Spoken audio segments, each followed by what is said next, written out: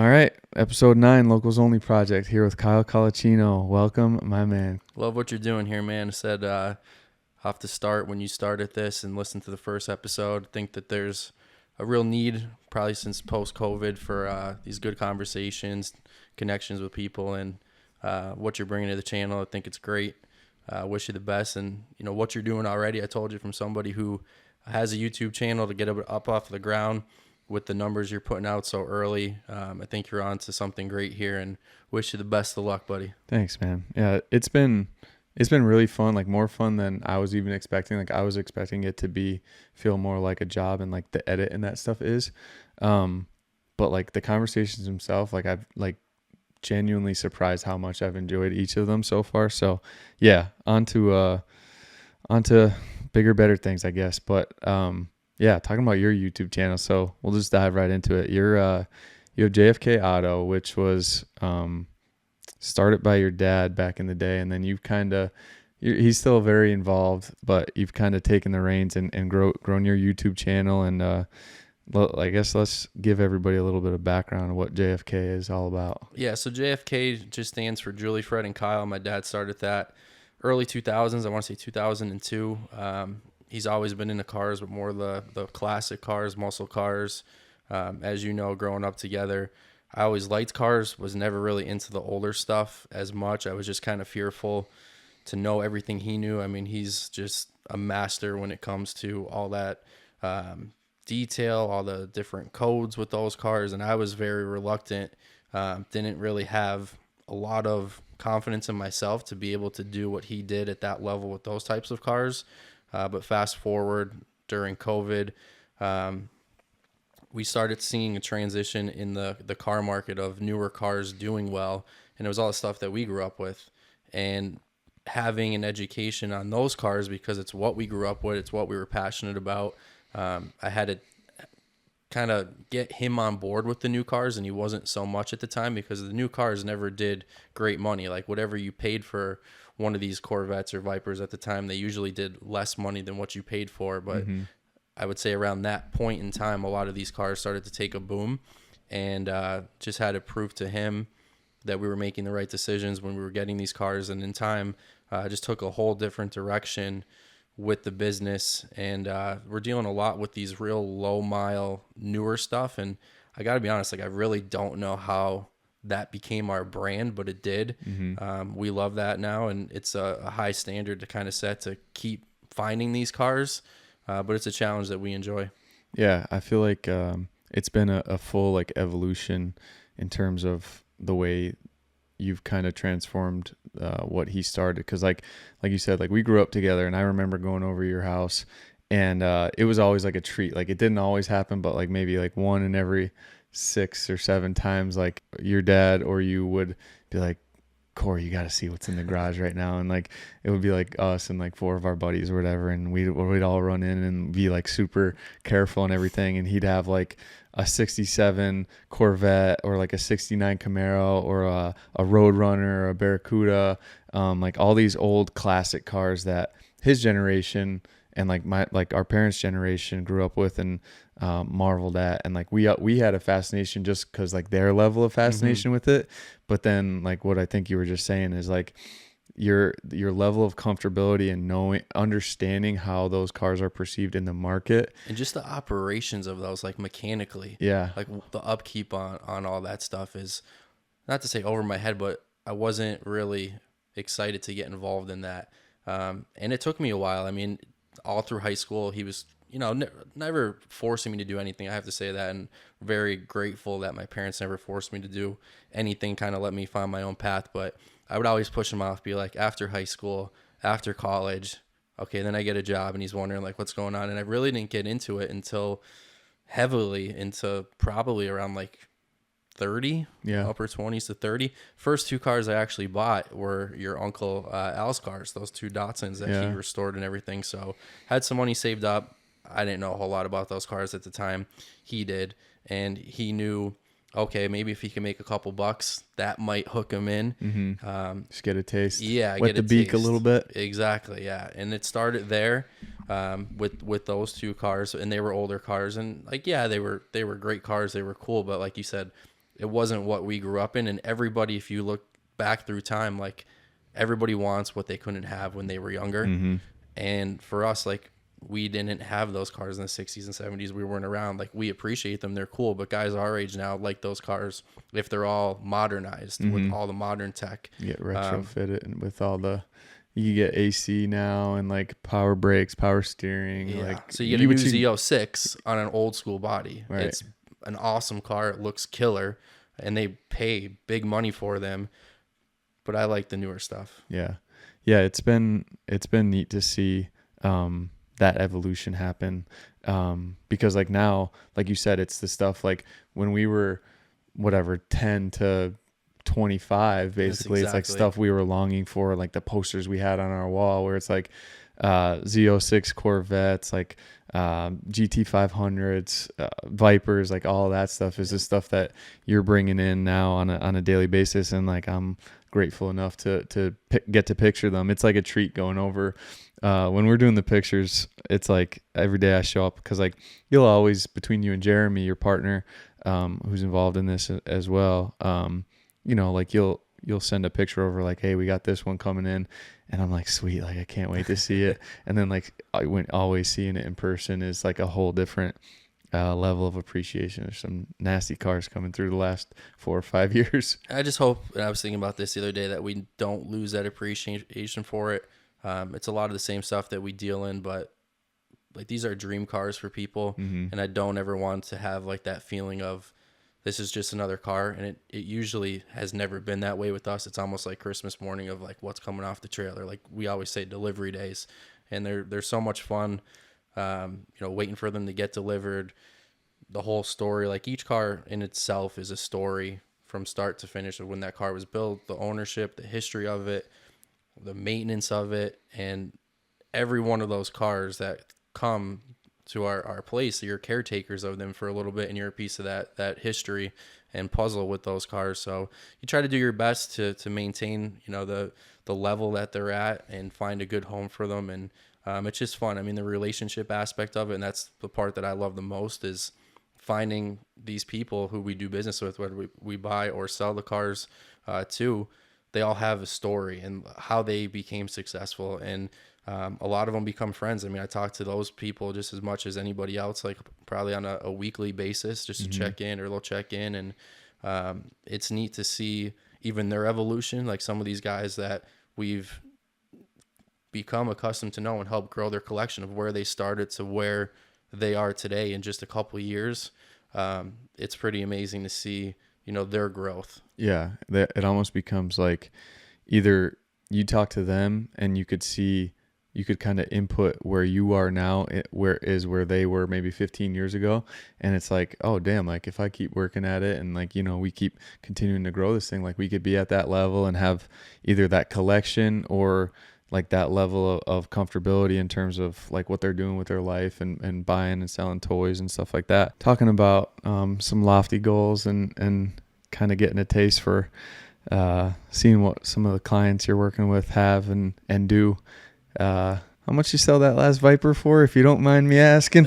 That was one of our better sales. Record car for sure. But we held on to that car for 3 years, and that's, you know, something that we just started doing the last few years, being able to kind of treat the cars almost like a stock portfolio and pick and choose which ones do you think are going to appreciate the most, and kind of predict where the values on those cars are going to be. And that was one. And the only reason why we even got rid of that was because we just replaced it with another Viper, which is the most expensive Viper they've ever built in the history of Vipers. So that replaced the snakeskin green, which was definitely the centerpiece of our collection. A guy that we met in the car world wanted that car for a while, bought a few other cars off us, told him if the day ever comes, you'd have first shot on it.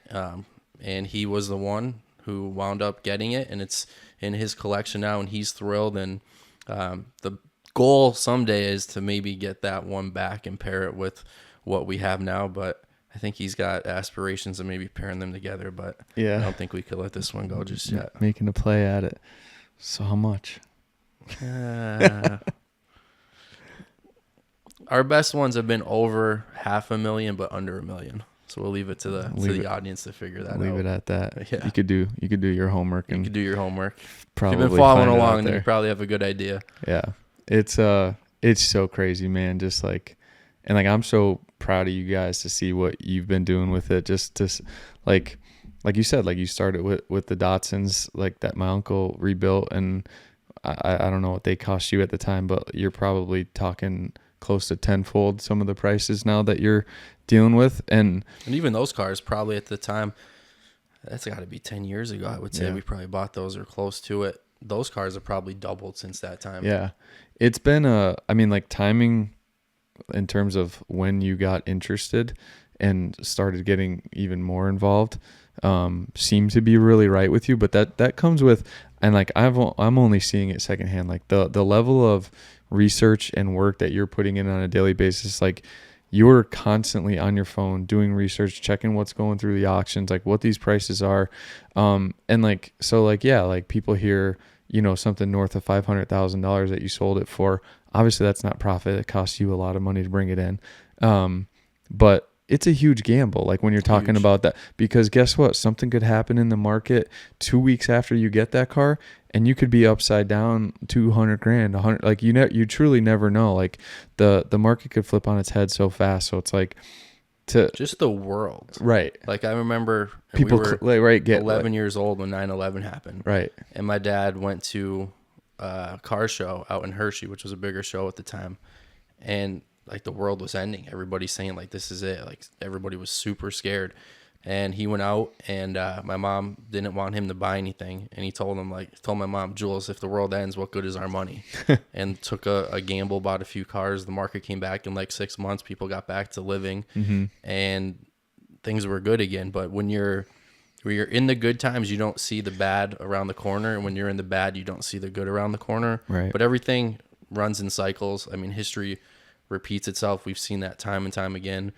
Even the short time that I've been doing it, I see that he's, been doing this 50 years, so he's more inclined to be able to predict what's coming or have a feel for it. Right. But Jeremy and myself, I think we're doing a better job of seeing those and feeling those kind of currents in the market, whether they're good or bad coming, and you're just always trying to stay ahead of it. But like you said, there's a ton of things that go on with that, especially now. Like Bring a Trailer is a huge one. It's an online auction. There's hundreds of cars going off there daily. And I've really tried to just hone in on certain cars. And I say, like, stay in your lane, know what you're good at. People always ask, like, why don't you get into the foreign cars, the Lamborghinis, the Ferraris, the Porsches? I love them. But like you said, like, you better know what you're doing there. Right. You're going to get burned. Right. Yeah, you're better off knowing, like, 4 or 5 different makes and models, like, damn well. Yeah, inside and out. Right. And try to get the best of those. Right. Because those are market setting cars. Like we try to get stuff that is going to be market setting. Because if you're below that, the collectors usually don't want those type of cars. They want stuff that they want to show off. Like when their buddies are coming over, they want the best of the best. They don't want something that anybody else can get. And I think that's with anything, not just cars. I mean, our world is cars, so we see that. But yeah, the market's ever changing. There's auctions in person that are going on, like the bigger auctions, Mecum, Barrett-Jackson, and you got to pay attention because whatever those cars are doing is the market at that time. Right. When you're in that upper echelon, there might be only 5 of those Vipers that we're talking about. So if 3 of them sell for something less than what you're holding, like you got to make like a split decision. Like, are we just gonna like get what's it called, like diamond hands or whatever, you're gonna hold it and you're gonna let it fly. Right. Yeah, it's truly like you said, diversifying your portfolio in terms of the cars. It is exactly like the stock market. You want to buy when it's low and sell when it's high. And you don't know when that's ever going to happen, but with enough experience, you kind of do start to see those cycles, and you got to just stay steadfast through those valleys so you could hit the peaks. And like it truly does not a always lot of buyers. Right. Like when you're talking the numbers. Right. It's not like the stock market in that regard. If you want to sell Bitcoin tomorrow, there's a buyer for it. If you want to sell a 2019 Dodge Viper that's one of 3, there's probably only 10 buyers in the world if you're lucky. Yeah. At that particular time, because those guys have multiple things in their portfolio too, not just cars. So whether that's investment properties, other businesses they're starting. So it's got to be the right timing for them as well. Like Right. we say all the time, timing is everything when you're buying and selling. But yeah, like you just never know, and you have to watch every little thing and just hope that you're on the right side of things and do everything in your power to make sure you are. And we say all the time, for anyone watching, like not just cars, but anything, your money's made when you buy, because that's where your profit's going to be, not when you sell. So it's always, good, and you feel good when you get something at a good price, no matter what it is. So then if you're going through those tough times, you kind of hold on to that a little bit longer. For us, my dad always said a great line, stay small, keep it all. Like we don't have this big storefront. We talked about this a little bit. We don't have all this overhead, which is huge. But I would say what we do deal in and what we do have in terms of inventory, I would put our top 5 cars up against anybody. And like, that's not being cocky or arrogant. It's like, just knowing the market. Just people always reaching out being like, how'd you get those? And it's a lot because sometimes we pay up because in order to get those cars, you have to. A guy said it best. He said, you can never pay too much for a good car. You just pay too soon. And that kind of changed our business model with, okay, we want a good line. certain cars to keep long term. And we've turned that into like the business. We have space for 8 cars. So 3 or 4 like are in the basement. Those are the ones we kind of want to tuck away and have enough inventory to maintain the business and keep going with the other ones. 4. Yeah. But like, and kind of hope you hit it big someday on the other ones because you sat on them for 4 years. And we've just kind of turned our whole inventory over this year after, a 3 or 4 year wait. And we've done really well in order to kind of reload with some of those cars. And we'll see, if somebody wants to step up beforehand, that's different. But, you're really looking at a long-term hold on some of those. Yeah.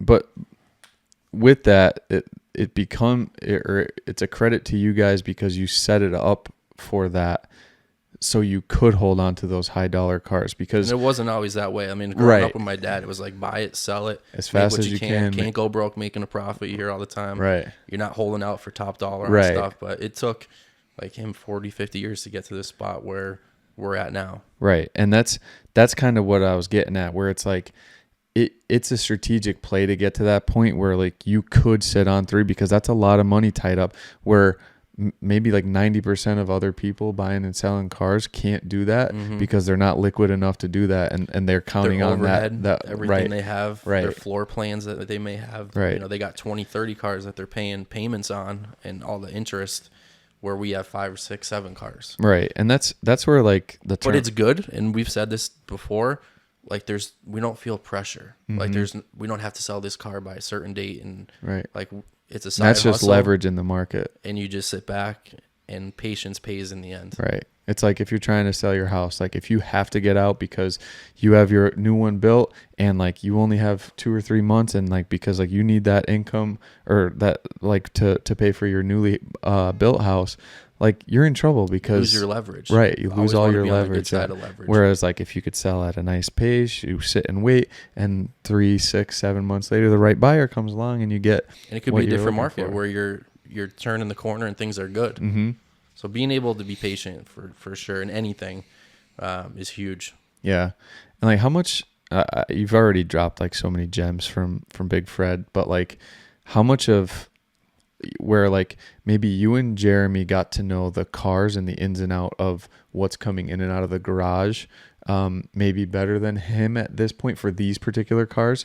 Obviously he knows the business probably better than you guys still, but like how much of just his like business savvy, like been doing this for 30 years now, like how much did that contribute to your success that you've seen the last 4 or 5 years? Huge. I mean, we talk so much, like every morning I call him on my way to work, after work, like excited to call. And I just want to, and it's a fear of mine that I'm not going to fully like extract everything out of him that he's able to provide in terms of education, how to be professional, how to run a business, treat people, all those things, make the right decisions for the business and just in life in general. But he's been huge. I know he's been a major influence on myself, obviously, and Jeremy as well. Just so much experience. And for anybody who doesn't know, like he grew up in the projects, had absolutely nothing. started working at 11 to get to where, he is now. He's seen a lot. He's been through a lot, had multiple businesses, had a bread route for a while, ice cream shop for a while. So he's got so much experience, so much wisdom, and extremely blessed to have him, as a father and to help see the business. And I just see how appreciative he is now that we're taking it on.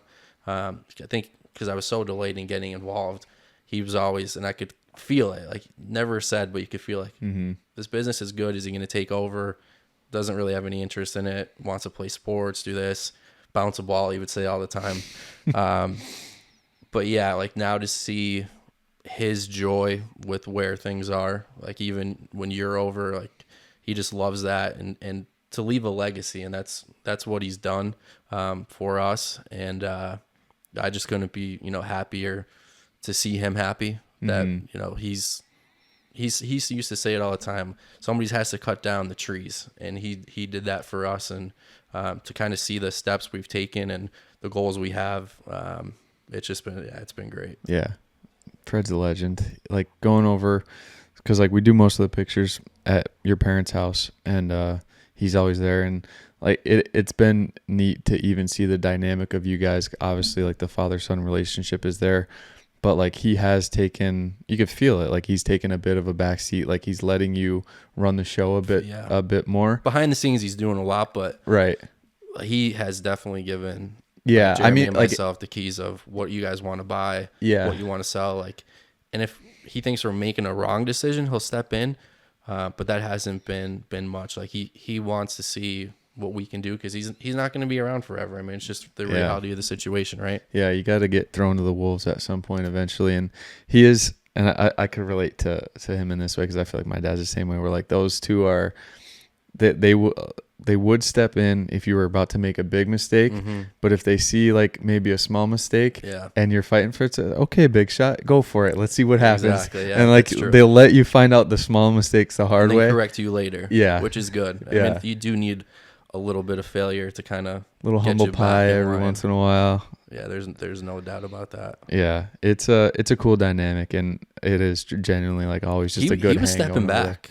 Yeah, I mean, there was a time before COVID where he only wanted to do a few cars a year. It's kind of, I don't want to say kind of catching up to him, but like he accomplished all there was for him to accomplish. And he was retired, so it was like retire, like maybe be done. He was done, and until we got involved, it's kind of rejuvenated him. There's a lot that goes on that he does, paperwork, maintaining the books, running for title work, that people don't see. They see a car come in, they see a car go, and like that's all. Somebody may see or think that goes on. Like some people would ask, do you restore cars or fix them up? And we don't. So like you just get them and sell them. Like how do you do that? Like doesn't people realize or see like that it was on the market or for sale before? But there's a lot that goes on that people don't see, and he handles a lot of that now. It's hard for me at work. Like if you have to go to the bank or run here. Full-time job, yeah. Yeah, like I think it would be very difficult to do it full time if I was working still at the school. Like it'd be a lot right now to do both. So he does a lot of that stuff and puts out any fires. They call him not the firefighter, but anytime there is a fire, he's helping put them out. Yeah, he's got the extinguisher on deck. Yeah, always on hand. What would you say, just like in the car market right now, for the era of cars that you're dealing in? I know it's hard to say because part of it is preference, but like, what would you say are like the one or two crown jewels in the market where it's like, not necessarily in the terms of dollar amount, but it's just like, hey, if you could get your hands on this one or two, that's the one everyone's kind of after right now. Depending on the price range, like I think right now the best car to buy like under $100,000 in like that 50, 60 grand market is the 2013 and 14 Shelby GT500s, the Mustangs. They're nasty. It's the last GT500 to have a manual. You have 662 horsepower, a 2-year run. A lot of people bought those to drive. You get the right ones with the options, right colors. The glass roof, if you remember, was like a big deal. I mean, I think in time those cars are going to be like 80 to 100 grand. Right. If you take care of it. Somebody wants to, and I say this because we don't really drive our stuff, so if you're buying it and you're going to drive it, that's not the case. The more miles you put on. Right. I love the C6 ZR1s from 2009 through 2013.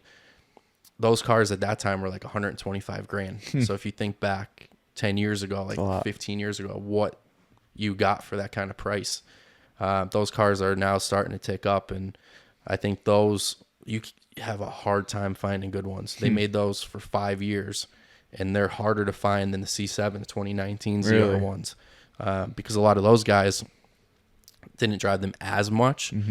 But it's crazy because you have a 5-year model run where guys modified those cars, drove them, and they're just nasty looking. Like I love the look of that C6. It's a raw driver.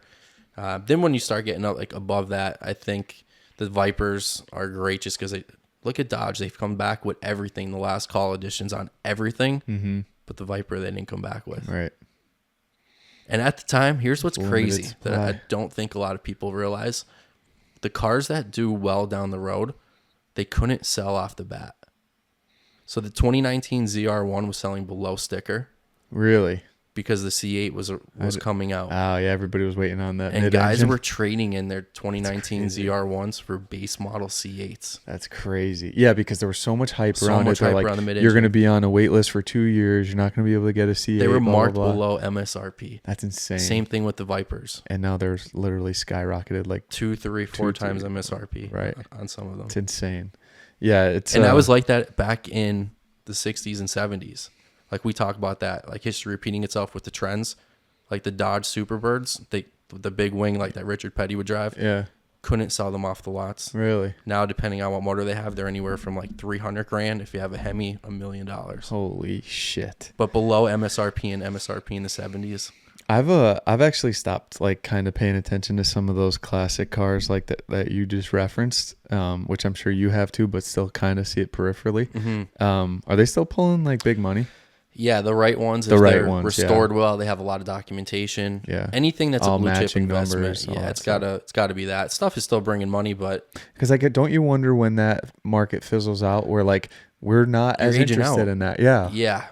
I think as time goes on, that market shrinks, but there's always people who will buy them because back in like the 20s, it was the Model A's. Right, and then like you might not be fascinated with the car anymore, but it's just an investment, piece of history. Right, people love a piece of history. There's a guy who we met, got the largest window company in the Midwest.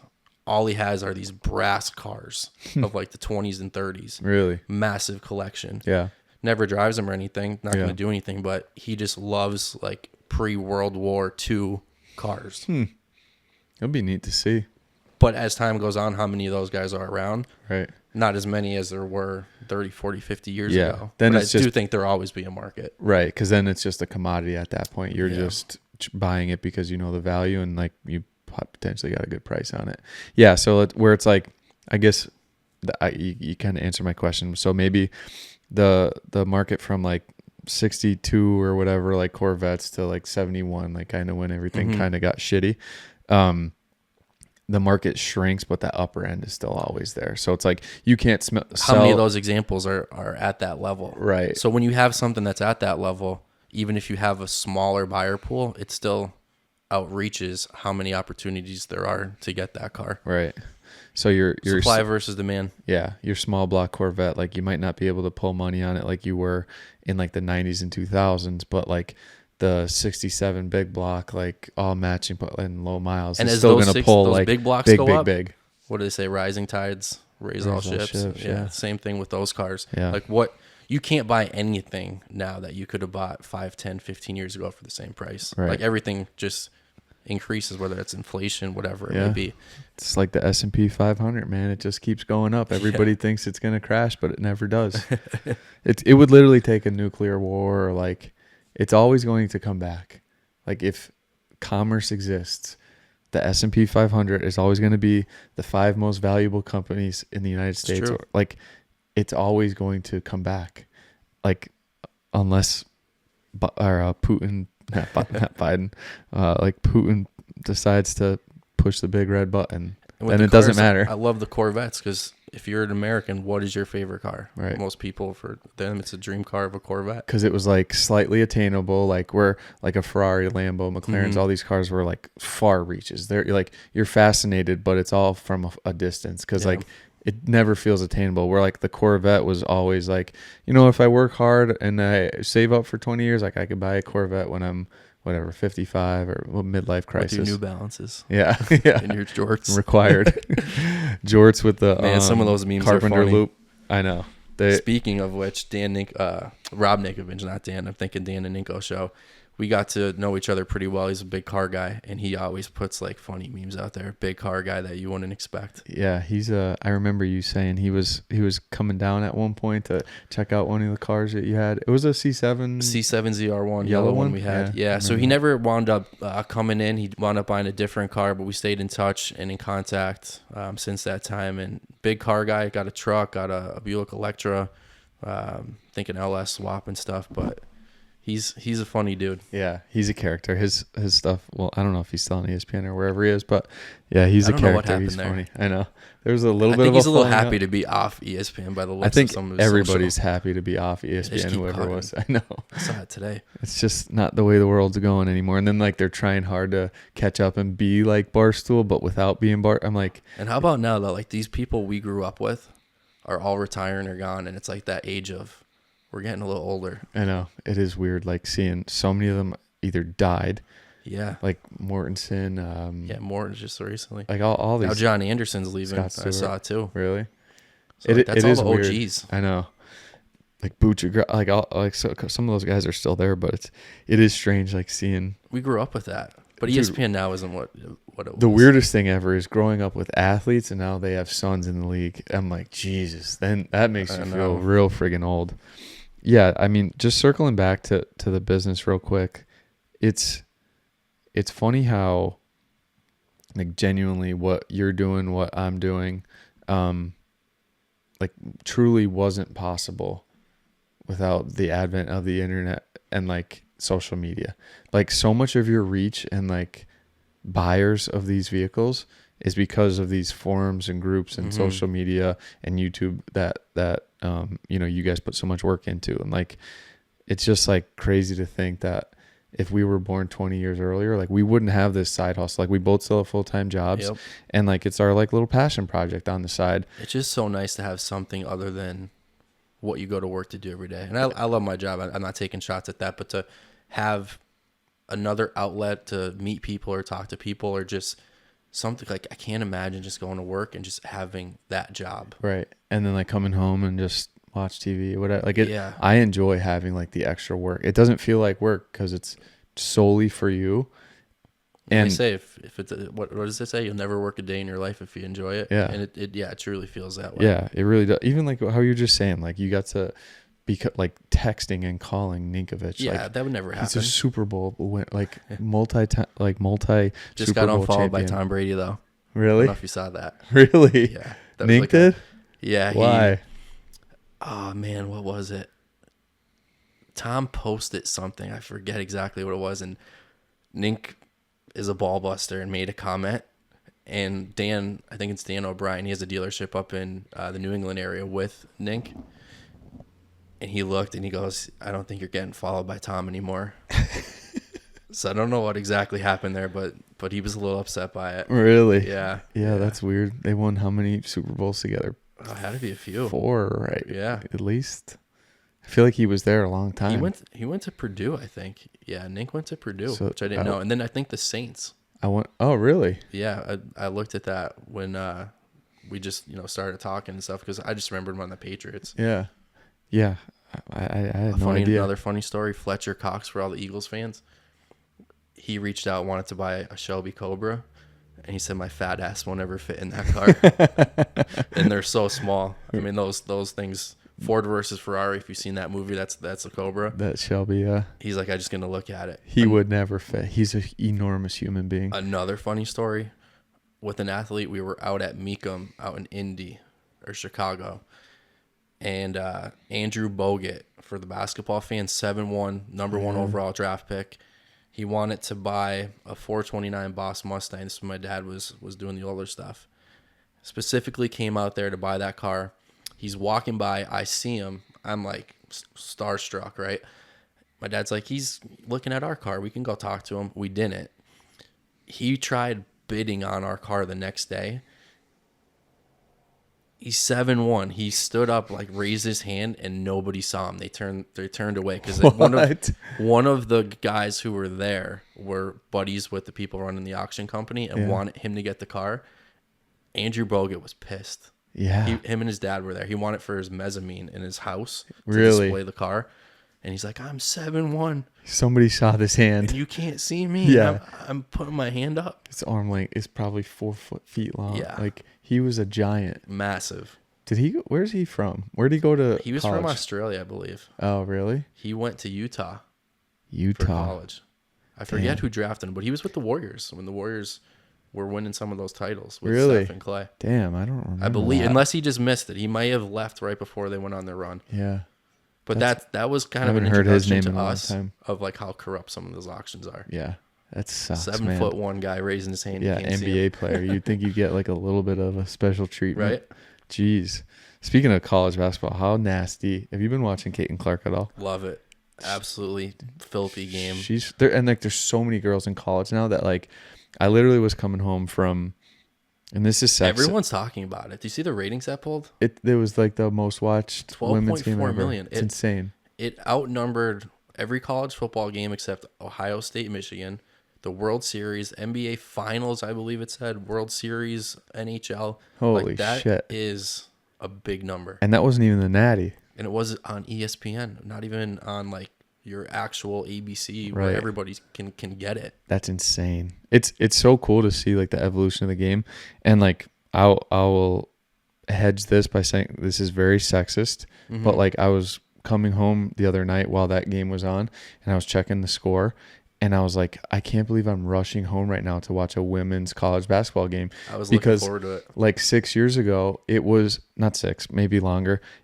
It still felt like you were watching paint dry when you were watching the girls. Like, it's sad to say, but it was just the evolution of the game. It takes time. Like, but like, And then you had the good versus evil aspect with Angel Reese. yeah, Like, there was so much storyline being drawn to that game. But I planned it. We went for a walk with the dog, and I'm like, I got to be home by 7 to watch this game. yeah. Ashley was into it. My wife, my parents. She's must watch TV. And some of those shots, like, I don't think people realize how difficult. Like, you see her make them. When we see Steph, like, she is fading. Yeah, To her left or her right. She's going behind the back on a dribble. Like, not even. Yeah, she's square, but she's square for like a half second. It's so and then hard when you're drifting like that. Because you like that drift, you have to factor it into the shot because the ball does go as you go. And like, you look at it and you don't think they're going in, some of them, and then it's just swish. I know. And they're 30-footers. She's ridiculous. This is coming from a fellow marksman here, 1,000-point Feels scorer. So long ago, man. Especially at the school, people see that ball and they're like, "You were a 1,000-point scorer." I'm like, man, that feels a long time ago. You were must watch basketball too, Cal. I can't do At the Valley View level. I was happy to have a career that I have, not getting injured. Did a little bit of intramurals in college, and I know you guys still ball, but man, I'm leaving on a high note. Yeah, go out on top. Yeah. It's But her game is awesome. And like you talk about it 15 years ago, you couldn't come down and take 30-footers. Coach would pull you out in no time. immediately. And now, like, I'm not saying it's encouraged, but they let it go. And Right. Steph If you has practice changed it the and game. change JJ the Redick game. was my favorite. Dude, JJ Redick was the first one that I remember Yes. who played that way, but it was still before his time. Like, the 3-point ball wasn't what it is today. Right. He was jacking threes up all Behind the time. back. I remember watching games. He had open layups, and he would pull up and shoot the 3. Like, uncontested. And that's for Coach K. Right? Like, good Think luck of that. getting away with that. So, of like, that. you have to really show your shit in practice to get away with that and not get yanked immediately at a blue blood program where there's tons of guys waiting to go in the game. He's got the pod now. How about him and LeBron? Awesome. Dude, JJ is like the only good thing on ESPN. He goes at people. Oh, yeah. I love and it. he's just so, like, reasonable, but, like, point. Like, Yeah. he goes at... I actually, like, right before we started this pod, like, 20 minutes before you got here, you know how, like, they call him LeCap?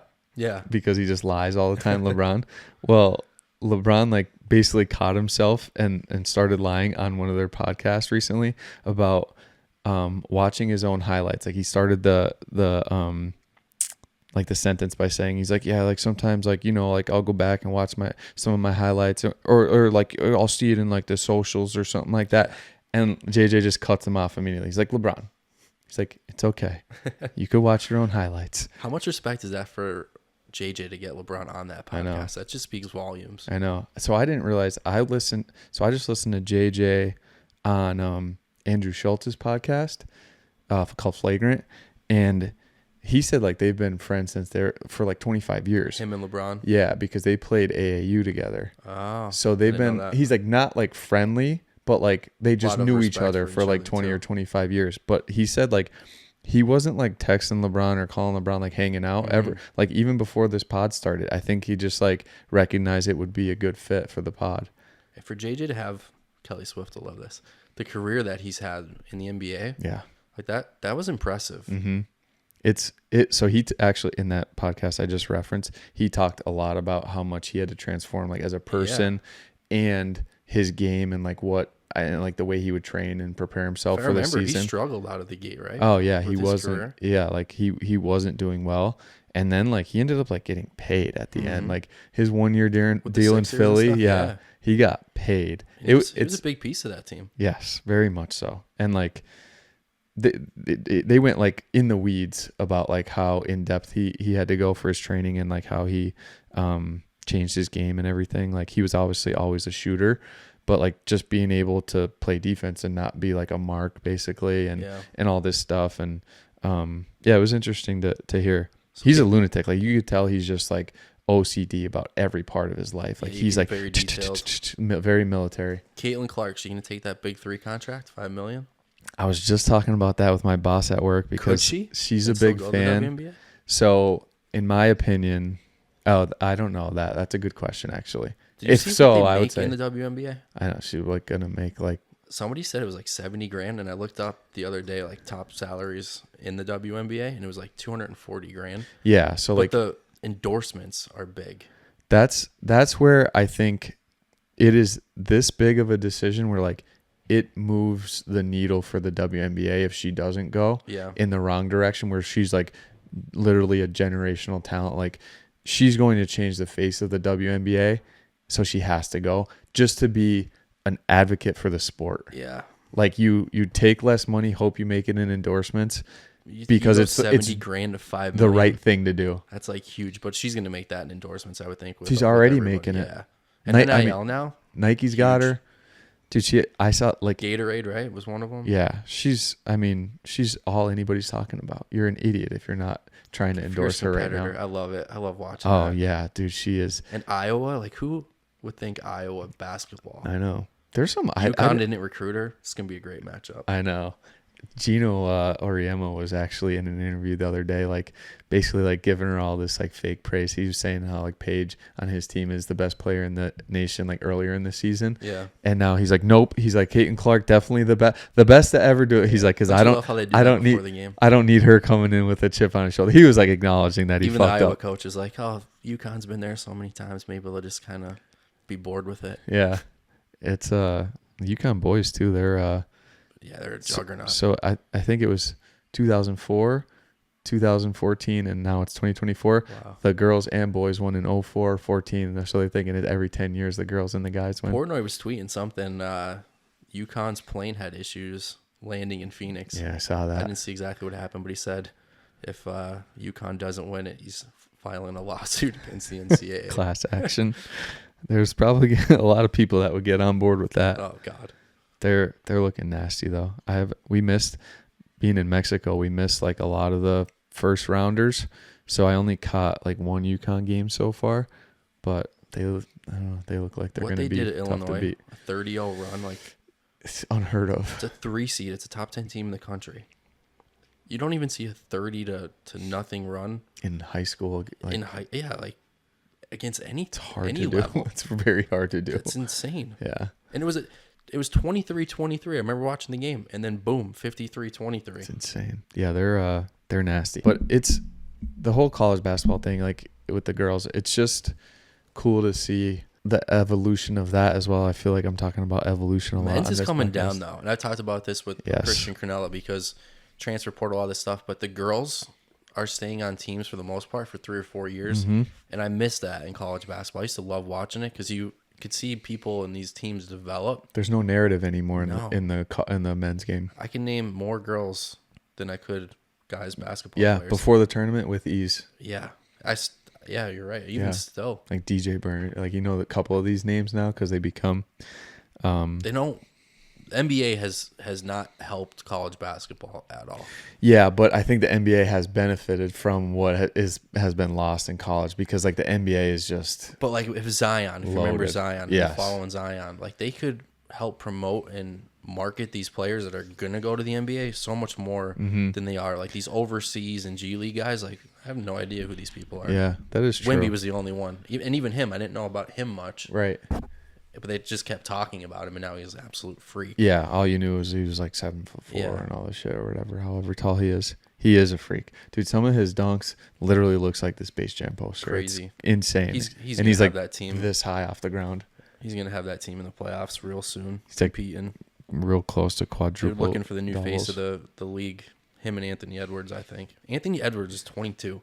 That's another thing I saw on insane. Instagram the other day. DJ Burns, Older 24, than 25. yeah. Ant-Man, 22. He's Feels like he's been in the league for 5 years. I know it really does feel like that. He's like still under. I don't want to say underappreciated, but like not talked about enough for how good he is. You know what sucks? I was thinking about this the other day. Like all these 24, 25-year-old college basketball players who are going to break records because they played 6 years instead of 4 because Yeah. of the COVID year and the grad year. Yeah, it's not apples to apples. They're getting a Where lot do we more draw the games. line? I know. That's where like so many other people with baseball and stuff, like they're always afraid to change anything with baseball because you can't compare apples to apples there. And like obviously the steroid era changed all of that, but at least like it was the same amount of games for the most part. Or like you just have to look at everything on an average basis. I guess that's the only way where it's like, what did you average for your Like Jack Golke was career. awesome to watch. Right. But he's like 24, 25. Right. And he was hitting ridiculous shots. I'm not taking anything away, but imagine being 18 to 25. Like that's a huge big huge swing? gap. You just mature, maybe not even your body for some guys, but like in the way you prepare for the seasons and stuff now. Like there's so much more education around that where like guys and girls are just putting in a whole different level of work. I'll be happy when this COVID year's over for everybody and we get back to a little bit of normalcy. Yeah. with the college sports world. Speaking of like how guys and girls prepare for seasons, we gotta circle back to Big Fred and how friggin' yoked he used to be. So your old man, he's just like I said, he's just a legend. He's got like that like dad personality, but like in the coolest way possible. Like just like chill. I would literally hang out with him any single weekend.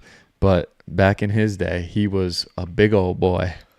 Yeah, so I sent you the picture of him next to my uncle, and he was like 295. He was an absolute monster. But when he was a freshman, he was 5'1", 105 pounds, got bullied, got picked on, got dragged on concrete by a couple kids who were older than him, and went home, and like that was kind of the end of getting bullied or getting picked on as a kid. And from that point to the time he graduated, all natural, never took anything. 6'1", 240, and wound up benching at 17, like 440 or 445 pounds. I think he told me. I actually wrote it in my phone. Hold on. Look at the exact numbers. That's insane. 6'1", 248, and at 17, bench 440. And it was funny because I told him I was coming on the podcast today. And I said, he brought up a YouTube video that he was watching. Some kid was benching 400 and some pounds at like 19. He's like, I did that at 17. And I believe it. We got to flash a picture up on the screen. Chest massive. Dude, he like just barrel chested, truly barrel chested. Still lifts to this day every morning. Does he? In the basement a few times a week. Yeah. Both Still flex getting and after some it. different things. Yeah. He was a monster. I don't want to speak for him because he'll be watching this, but I would say he's definitely probably like 325 to 350 bench right now still. 67 years old. Shit. 10 years ago, he put it in 315 and was doing it like nothing. I'm like, jeepers. You don't even try to do this anymore. I've genuinely never touched, like never even came close to 315. And like, His best was 5, a little over 5. WWE wanted him. Really? WWE approached him, but he was getting married to my mother, and never. Because really that's when they used to pursued it. like circuit to like the CYC and stuff, probably. Yes. So like it was a Yeah. little bit more localized, and like you could get in a little bit easier. And they than asked him, today, like, obviously, he would go to these lifting competitions and show up with like, I want to say jean shorts, but they'd have the singlets and stuff. Like, he didn't have any of that. He didn't really have the money for it. But there was one that he came late to, and the guy said, you're late to enter the competition, so you have to do the weight that our first place guy did. Like, you can't go back. Mm-hmm. And he told him, don't worry about it, throw more weight on it, and wound up doing it. He had records and stuff. Really. Loved it, and obviously quite the transformation. And they told him at the WWE, like, do you know what steroids are? And they asked him when he was doing the lifting competitions. He had no idea. And if he ever did, he would have been a freak. But obviously, health-wise, he was looking long-term. He wasn't going to do any of that. Chimesy Williams was a local guy. I don't know if anybody heard that name before, down in Scranton, and he was lifting big times weight down at Peffer's gym, I think it was called. Mm-hmm. And he told him, like, kid, did you take anything? And he said no. He goes, I couldn't touch the weight you're doing when I was your age without anything. Right. If you ever did that, you'd be, breaking That's world crazy. records. And then like everybody, like that's even earlier days than I'm probably referencing, but like in the WWF or whatever, In the 80s, it was probably.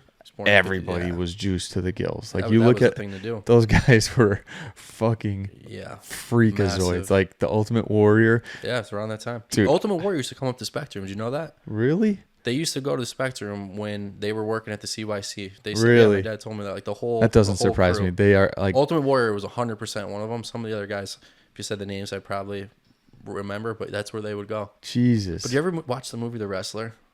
No.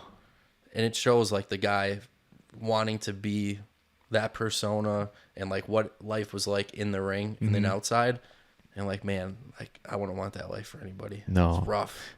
Like Rogan's had a few of these guys on, like Diamond Dallas Page, Ric Flair, like I don't know, I forget a couple other guys, and like they all said it's like the worst wear and tear, like worse than professional athletes. Like you wouldn't think that, but it's All the travel. right. It's You still like have to look that good, 320 days a year, and like Brutal. you're just dropping. Like yeah, it's like kind of springy mat, whatever it is under there, but like you're still getting pounded. Who's the one now that's good? Is it Roman Reigns? Something I don't know. like that. I don't saw pay he it- wants to get out. Really? The Rock is back. Really? The Rock went off. pay I don't know if attention it at was all. actually real. Osan's a big wrestling guy. Maybe he can let us know on that. But he was going at this guy and said, like, don't follow a script or something, cursing at him and everything, like, off camera. Really? And it looked like it was real. Like, that The Rock was super pissed. No shit. But I feel like he I don't usually follow shies it away much. from all that stuff. So it'd be interesting to find Yeah. out if it was real or not. Yeah, I don't follow it anymore either. But there were some guys like, See some stuff on Bleacher Report or yeah, every once in whatever. a while stuff pops up. Like, dude, like those guys like Triple H, the Ultimate Warrior, Goldberg. Triple H, I was with my mom one night, a couple of her friends. We were kids, probably like 7 or 8. And we went to like Walmart when it was whatever, still open 24/7. But after went to Perkins, Yeah, it was like 11 at night. he was in there. And I'm like, Mom, do you have a piece of paper? And she's like, why? What do you need? I'm like, that's Triple H, Shawn Michaels, and China. Really? She's like, what? I'm like, the wrestlers. And I had them when I was a kid, right? Do you ever Yeah, have the yeah, wrestlers the in the little ring and everything? figurines and all that. I'm like, that's them. So we went in. They signed like a little paper and stuff. No shit. But yeah, I saw those 3 That's awesome. at Perkins. Cal, just pull this like an inch closer.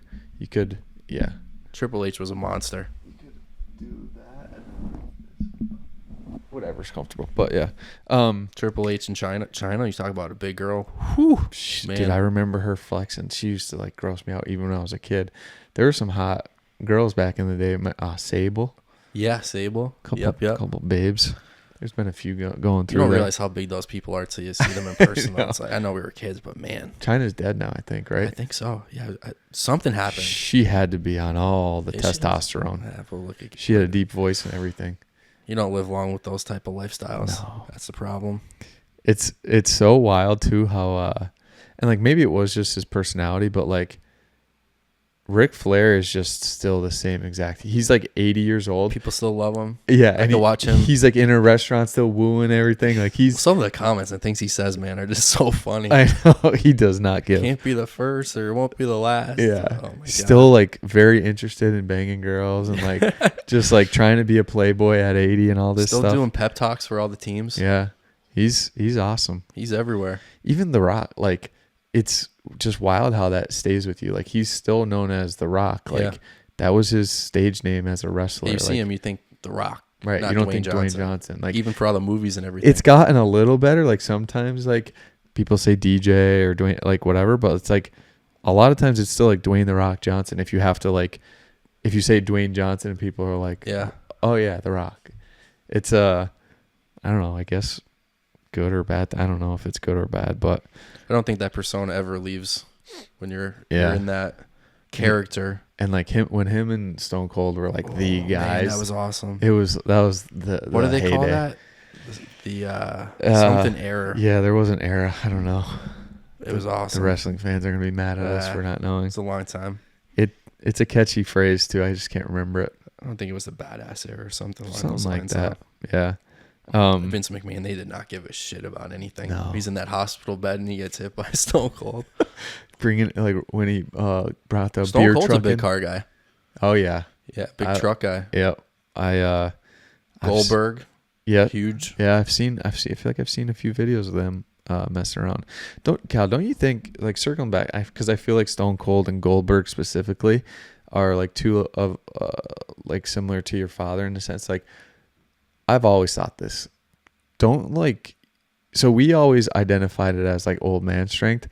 I think that generation, now Goldberg and Stone Cold a bit younger than your dad, but like I think they are just like truly built different because their testosterone levels were naturally higher. Like not maybe Stone Cold and Goldberg were injecting something. Yeah. But like even like you just look at like a majority of our buddies' dads. They're just like bigger hands, bigger forearms, like a bigger natural build. And I wonder how much of that is like the hands-on work that they've always done too. Like even your father and stuff, like working with their hands, doing labor stuff. Like I don't see a lot of our friends doing that. It's just our generation. But the people who do still have that. I just don't think it's as common that's as it true. was. And I always thought that too, and that's why like genuinely like I started doing the woodworking stuff because I'm just like I feel like such a bitch. Like I sit at a computer all day and like I need to do something when I get out of work, like feel useful. But I just feel like even before they were really doing that work, like I used to think like, oh, they were probably growing up doing more of that stuff, but like I don't think they were. Mm-hmm. And like you see pictures of them when they're 18 versus 18-year-olds now, and like when we were 18. And it's just not, they were like full grown men. Yeah. And like we're old enough now to look back and be like, look at us, look at them, way different. Look at the 18-year-olds now. And I think like so much of it has to be like, I've actually gotten pretty anal about it.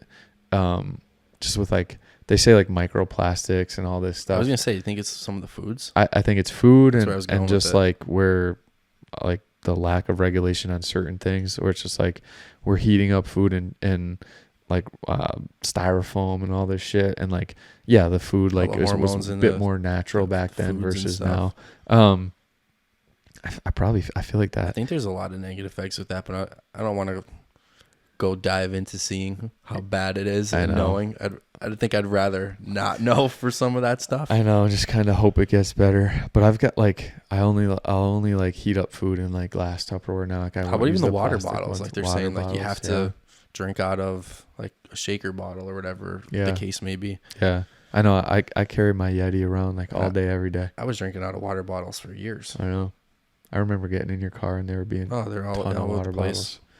Because doing like a little better with that now. But you think you're doing the right. It's like stay hydrated, drink a gallon of water a day, and it's like I'm doing that, but I'm also getting all these microplastics from the water bottles I'm drinking, and it's like it sounds like nothing, but you compound it over 15 years. Charcoal and it's like, on the grill, right? I love cooking a steak. Like where do we draw the line here? I know. It's that's where I'm just like starting to realize like as simple as you could make everything, it genuinely is better. Like obviously we're not going out and cooking over a fire, but like just keep it simple. Even the supplements. Yeah. okay, back in the day, protein, creatine, amino acid, whatever. But like, what's really in there? I've tried to cut back on that a lot. Because that stuff was never tested ever. No. And like protein bars, all that stuff. Like, yeah. Again, like you think you're doing the right thing, like making a healthy choice, and none of it's like, tested. Yeah, it's like not FDA regulated at all, and all this shit.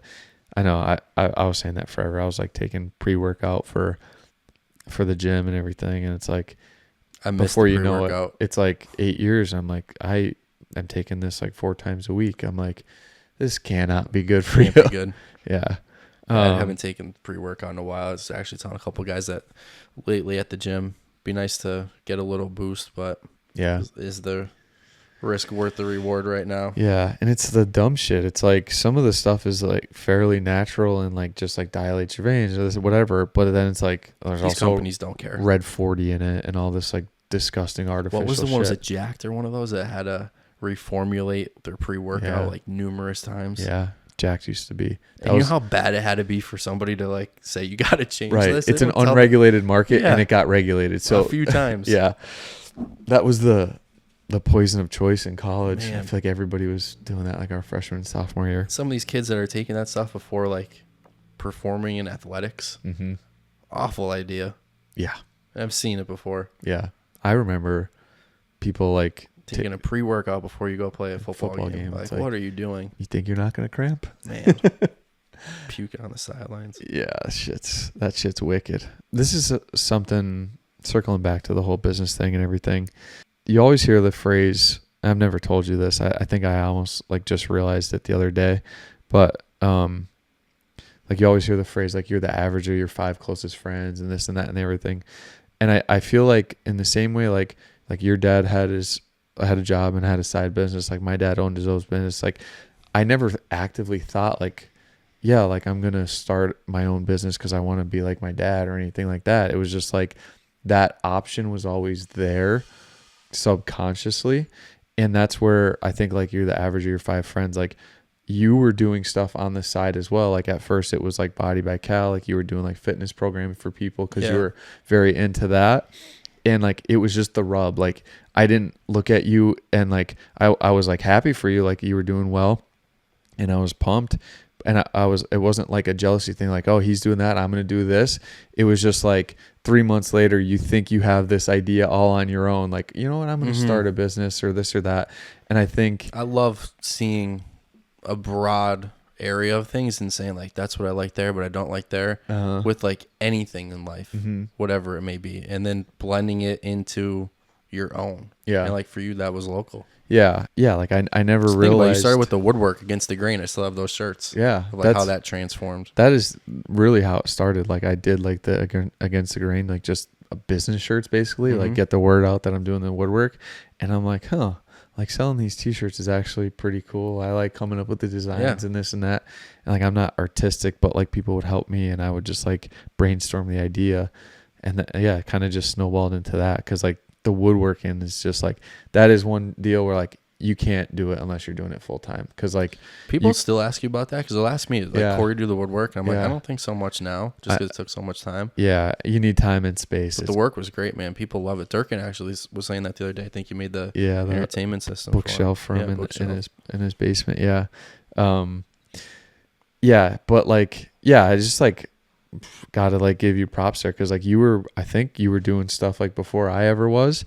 And it was just, like I said, it's just the rub. Like I was just like, oh, that's an opportunity. And like, I think I'm doing this like big, bold thing out on my own, but it was probably because like you opened up that pathway, at least in my brain, where it's just like, that is a possibility. Like you could do this and have a full-time job. Like we were all working, but it was like, it's just that leap of faith. I mean, it's like, even with you with this podcast, like the first one's probably like, but then once you do it, it's like, that's not that bad. Yeah. It wasn't bad. Yeah. Everything is genuinely just like, just do it. Do it and figure it out later. Yes. Figure it out as you go. Like you can't do all the research in the world. And like I did, like that being said, I did a ton of research. I'm like, what's the best way to start a podcast? Like hours and hours and hours, like weeks on YouTube, like learning everything. Like what cameras are the best for podcasts? What lights do you need? What microphones? Like all this shit. Like you need to do your due diligence, but then like fine line, like preparation of how much do you need before like there's just some things you got to do before you learn. Yes. And like just jump in head first and figure it out as you go. It's baptism by fire, they say, right? Yeah. I heard I said this on a different podcast, but it is like intellectual masturbation. It's like you're just putting off the inevitable because you think you're doing something by preparing for the thing you want to do, but you never actually do it. Yeah. You're just spinning your tires kind of. Yeah, the Body by Cal stuff, I mean, it's funny like how all that kind of started. I didn't want to go to Marywood for college. All of our friends were going, or they were going to East Stroudsburg. I got in East Stroudsburg, didn't get into Penn State, Maine. If I did, I knew I couldn't handle that lifestyle and that big campus and everything that provided. But I was going to go to East Stroudsburg really late. I went to Marywood and said all along I would never stay home, never go to Marywood. Long story short, go to Marywood, but in the meantime, wanted to still be kind of involved with sports. Reese actually asked me to join the staff for freshman football. I did. Capolini, who was like my mentor, Phil, Coach Cap, was doing the weights at the time, wound up leaving. I got that job. Loved being down there at the time. I mean, it was a full year job. I mean, looking back on it, to have that much time to put in down there for like what they paid. But at the time, like you're in college, like a couple $1,000s was great. Yeah. Like, and you got the weights, I got the keys. I could go down there and work out anytime that I want it. But once I got hired for teaching, it's like, man, I'm in school all day. Then I got to go down there. It's all year round. So I did that for a year, then went back to Marywood for my master's. And that's when in my head, I'm like, well, how can I supplement the money I was making coaching? And that's when I did the online stuff. Mm-hmm. And I loved it, but I got to find out like you're like a psychologist or psychiatrist with that. Like I went into it thinking, okay, I'm going to help people like get on a meal plan, work out, and like there's so much more to it than that. Like some of the half of it. Yeah, like some of the text messages or emails like that you would get feedback wise of like what were going on in these people's lives, and like you're trying to help them, like you obviously care for them, but it's so much more like the mental, the social aspects of it. It was a lot. Right. After a few years of that, I'm like, you know what? I don't really think that I can do this. Yeah, tougher to scale than you think. And just I didn't want to play psychologist, and if I wanted to go to school for that line of work, I would have done that. Like I wanted to help people work out like I did at the stadium. They did their workouts, helped them with their nutrition, and like that was that. Like obviously you're there to guide them and give them good advice and be a mentor, but that's where I started to find like, okay, I think maybe the car route might be a better option. And just the freedom of that, like you get a car, you do what you got to do, you advertise it, people reach out if they want to buy it, and like you're not tied down. Like it's that freedom, right? To where do like if you want to sit on it for 2 years, you could, if that's the right decision for that particular and you go at your own pace. Like that's what a nice, like there's, and you know this with us, like there's times where we're full bore, and then there's times where like I feel like, and I had the conversation today with my dad where I want to pull back a little bit, like I just mentally need a break. We've been so full throttle for a little while where you could kind of back off, and that's the good part of not doing it full time, like the side hustle of kind of knowing when to put it in fifth gear, knowing when to put it in second gear. And there's times of years where things are really good and things are really slow, and it cycles. Like we said, this is always a busy time for us, but summer, like 4th of July, you can like shut down for the month of July. People are just on vacation. They're not looking around. Yeah, it's not worth putting in the effort then. But that's the one part of the business that I really do enjoy. Like you can go as much as you want to go. You set the tone and set the pace. Yeah. It's interesting to think about because like knowing when to go, and like you guys went so hard very early, like really setting yourself up for success with all the socials and platforms that was and connections COVID. You were making. Yeah. Jeremy and I had that conversation of, we have all this time. How are we going to best utilize it? Because we're probably never going to have this much time to do anything. And, I got to give so much credit to him with what he's done. He's such a visionary for such a young age. I mean, you put us on to him when I remember reaching out looking for somebody to do social media, and you said Jeremy Boyle. Jeremy started an Instagram page when he was sixth grade, turned it into like 250,000 followers, wound up selling the page. And similar, I think we'll touch on this later. Like his story was he got involved with like jewelry, with guns, and knew how to flip things. So like anybody watching can, whatever you're interested in, if you're educated, you can buy and you can sell something. Like everyone out there is interested in something. Like for us at this point in time, it's cars, but at that point in time for him, it was a jewelry, cars, sports cards, whatever it may be. And he knew how to negotiate. He knew how to talk to people, and he just needed to learn about the cars. And you want to talk about a kid that got caught up to speed quick on the market and like what we should be paying, what we should be buying. It was unbelievable. Like I would say within a year. But you're talking a kid that was like 18 years old. Yeah, it's crazy. And it's funny because I work with Pagula now, Mr. Larry Pagula. Jeremy says like he was getting ready to graduate and he'd always be on his phone. And really? Like, he'd be doing deals for me because I couldn't really do them in school, obviously. So like he would be texting or he would be calling and like be getting in trouble. Yeah. Because he was doing stuff That's for so the business. Wild. So full circle. So it's crazy, but it is insane how motivated and intelligent he is in terms of like business savvy. The visionary he's part. 22 now or whatever he is, but like I don't want to hold him back ever. That's part of, I'm interrupting you because I don't want to lose my train of thought. Like during COVID, he wanted to start that group, BST, buy, sell, trade cars. Well, the angle on that, and like we say it all the time, we come at people from so many different angles with the social media. They have to put a post in and we have to approve it.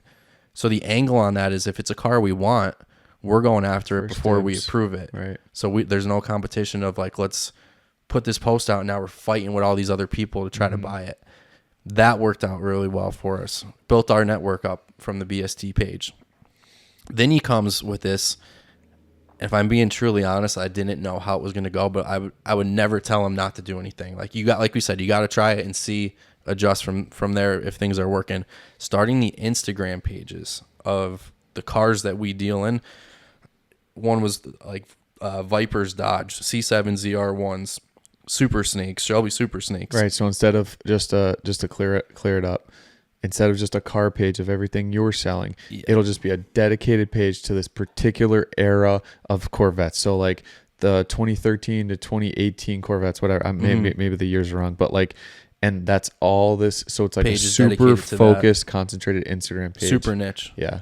So we still had the JFK Auto page, but he would do these other specific cars and people would have to send those posts to approve them. So if there was something we liked, hey, you interested in selling that car? Right. And all these cars were off market. I love buying off market cars because like nobody's seen it. Nobody knows what you paid. There's no history really of it. And we built a lot of our inventory that way. So the viewer may think, oh my God, these guys have so many different outlets in terms of social media to sell, where I would say it helped us to buy as much as it did, if not more, than to sell. Right. So like I said, we're coming at you from so many different angles: Facebook, TikTok, Instagram, YouTube, his personal page, my personal page, the business, all these niche things. So like you may not know JFK Auto, but you probably have seen it in some realm somewhere else on these platforms over the years. And what's really cool, like we'll get messages now from like people, a lot of like teenagers, young people in their 20s, and be like, how did you get to where you are in the car world? And like I told them, like obviously my dad's been doing it, but you want to start with something, whatever you can afford, flip it. And like Gary Vee says this, and I've watched a lot of Gary Vee in years past, not so much now, but he's like, don't buy dumb shit. Like you make that money, you reinvest. So if you can afford a $5,000 car, you sell something, you can afford a $7,000 car. Now maybe you go to 10 and you just build up to those higher things. And that's what people think too. Like when your audience is like, well, what's the most expensive car you sold? Some of the most expensive cars we've sold, we haven't made as much as we have on cars that were maybe half or a third of that price. Right. So it's not always like you have to buy the most expensive thing to make the most money, because that's not always the case. But it gives you a little bit of power in the market then as well, if you start buying some of those top tier. So if you could, like you were saying earlier, like if you could own two of those Vipers at the same time, you could almost dictate the price of that market. And it's credibility, because if I'm spending that kind of money on those cars and I'm saying I'm going to keep them, like there's no more, there's not a better like vote of approval than to say that's where I put my money. Right. Like if I believe in it enough to put my money there, then these people look at us and say, look what they've been able to do. Look what they have. They're doing the right thing.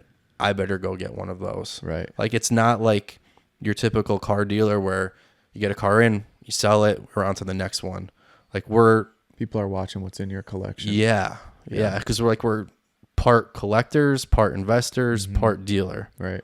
Not just buy it, sell it, on to the next one. Yeah, more complicated than that. But there's no better way to sell something to somebody. And like, I never try to sell anybody. I just give them my input and information and opinion. And if they're on board, they're on board. If they're not, they're not. It's almost like a financial advisor, car world. Right. But like when they see that you have that and you're holding on to it, they're a little bit more open to be like, well, if those guys are doing it, Yeah, but I think like to your point on what you said with Gary Vee, and this is just like general advice, like don't buy dumb shit. That's where like lifestyle creep comes in, where it's like your income goes up and your expenses go up, and like trying to avoid that. It's because it's tempting at times. It's 100%. Like, you know what, I had such a good year, like I'm gonna treat myself to this, and I'm not saying like don't treat yourself to some stuff here and there. But like as your income goes up, if you could reinvest it into whatever, whether it's the business, yourself, your future education, like an actual portfolio of stocks, whatever, like to diversify your money, whatever it is, it's the compounding effect. Like if you could get into that stuff early, and like whether it's bootstrapping your business, where like say you make $20,000 on your first car you sell, which would be great, and then okay, so well now you have another $20,000 to buy your next car. You could buy $60,000 car, and then the 80, and then the 100. Like that's how, or multiple $20,000 cars. Right, but like not everybody does that, and that's what you're saying. Like don't buy dumb shit. So somebody might make $20,000 on their first car, and they're like, you know what, fuck it, I'm gonna take 10 and buy this sick watch that I want it forever. And I see that with all people the time that we deal with. And it's hard. I mean, you want to be rewarded for the work that you put in, but like it's also a long game of what's my life going to look like in 10, 15 years? Right. You have to have that vision for yourself too. And it's like people genuinely don't understand like the importance of compound interest. And it doesn't just come in the form of the stock market, where it's like if you invest $100 today, it's $1,000 in 10 years. It comes in the form of business as well, where you just keep upping the ante because you have more money to play with. And to our point earlier, it sets you up for that position where you could sit on those 3 high-dollar cars and then like work on selling the 5 other ones in the rotation, which only creates more leverage for yourself. Where if you were buying dumb shit along the whole way, you don't have that power position anymore. And another thing too, like if somebody say that like they made the 10 grand, like they hold on to that, like they don't want to give that up or try it again. Right. And like that's doing nothing for you. Right. Like the more assets you have, the more leverage you have. Like for us, like we want to get a building. If you get a building, that's even more leverage, more in your portfolio. But like, taking those chances. But then when you do well, don't hoard it, hold on to it. Like have the courage to kind of take another step. It's constant, like chance after chance after chance, risk after risk. It's calculated risk though. It is. And if you buy something for 50 grand, for example, like it's never going to be worth zero. Right. Yeah. People have some trouble with that. Like, okay, even if it goes down, we always say, what's the worst case scenario? Like what's our exit plan if we have to, get out of this or whatever the case may be, but what's the best case? Right. But yeah, that lifestyle creep, it's real. I mean, as you get up, like there's things that you start looking at that you didn't look at before. Whether like for my personal stuff, and I told you this was like what car I was gonna get. The other day, I get a call from my dad. He's like, check out the RS5 that's on Bring a Trailer. Awesome car. And it's getting to a point, and I'm like, I'm good with the one I got. Yeah. But like, you want to. I know. And stuff just becomes more of an option, like where that's where I take a step back. I'm like, is it truly a desire, or is it a newly found desire? Like if you wanted an RS5 from when you were 23 years old, then you really fucking want it. Yeah. But if you only want it in the last year because you're like, you know what, I got a little jingle in my pocket, I deserve one, like the nice car. And just because you could afford it at times, like you don't need it. Right. Just because you could doesn't mean you should. Yeah. And that's where, again, it's like the compound interest effect in business. But you do that multiple times and do things that you shouldn't. You just lost all that progress and leverage that you had. Right. You're taking steps back. That's where I was going. Like, so how you're saying, like, what's the worst thing that could happen? Okay, so say you buy a $50,000 Corvette, and for whatever reason that particular model tanks, and you lose 30 grand on it. Mm-hmm. That's not a big deal if you set yourself up to have a leveraged portfolio of cars, because the other 8 make up for the one that went down. And that's why everybody says diversify your portfolio of stocks. Like, not everything's going to go up. You just need a majority, right? Like the majority of them to go up, and hopefully the really good ones really offset the bad ones, and you end up way ahead of where you started. That's something Jeremy wants to get into a lot, is like rentals, real estate, whatever the case may be, vacation homes. And I'm starting to kind of grow an interest in that too, because it's like we have all these cars, they're awesome, but we're not driving them. Like, they're good to look at. Right. So like it's literally just a means to an end, really. Yeah, like a vacation home, like you get to go down, enjoy it, maybe rent it out. Like, rent it out in the meantime. The whole family can enjoy that, whatever the case is. Like, the car is just a decoration piece. It's a garage ornament, is what we call them. Yeah. Yeah, and it's like, dude, for the people who say, like, yeah, they don't even drive them. Yeah, no, we get that all the time. No fucking shit. It has 8 miles on it. What? There's so many that have been driven. Go buy one of those. Right. Like you're not like you sound like such a hardo saying, like, yeah, they don't even drive them. We're not buying them to drive them. Like, it's a whole different market. That's not the reason why. The amount of shit that we've taken on social media because of that, especially as we entered into the ZR1 world and more excessively into the Viper world. Like, there's guys who modify these Vipers who are like so pissed off at us because we've created a market now where these cars are higher priced and are becoming collector's items. So no one's going to buy those cars and send them to go get modified. Right. And they're getting pissed. Yeah. They're like, we've done nothing. Like, you want to buy your cars and modify them or drive them, like, go ahead, but like, your buyers are not our buyers. Right. So like, we have no effect on your market. Whole different world. But you start talking about like people who get pissed because they think you're coming on their territory. I mean, it's crazy. Yeah, that's crazy. Making posts and all like, it's nuts. Hey, it's like getting a different game, man. Like, if you can't afford the Vipers, go get a friggin' Subaru. Like, what? We weren't even looking at Vipers a few years ago. It was like the Ford GTs to us. Like, it was just a whole different league. Yeah, but man, people get pissed when you start kind of coming on their territory. I know. Speaking of Ford GTs, now you got my wheels. Like, what are they selling for now? What are like the 05s? 05, 06s, which I think in time might be worth more than the new ones are, which is crazy to say now because they're doing like half price. The 05, 06s are like 400 to 500 depending on miles. Those heritage cars are about 700, the blue and orange ones. Yeah. The new GTs are anywhere from like 800 to like 1.1, 1.2 if they're the carbon series. But like, they're automatics. Yeah. Where the 05, 06s are sticks and 05, 06s are V8s and the new ones are not. Twin turbos? I think they're V6s. So like, it's got a 600 grand car that's a V6 auto. It's like, come on. That's wild. Sick looking car. Yeah, they're different. Fun fact though, I tell everybody this: Ford GTs made from 05, 06, 4,000 units.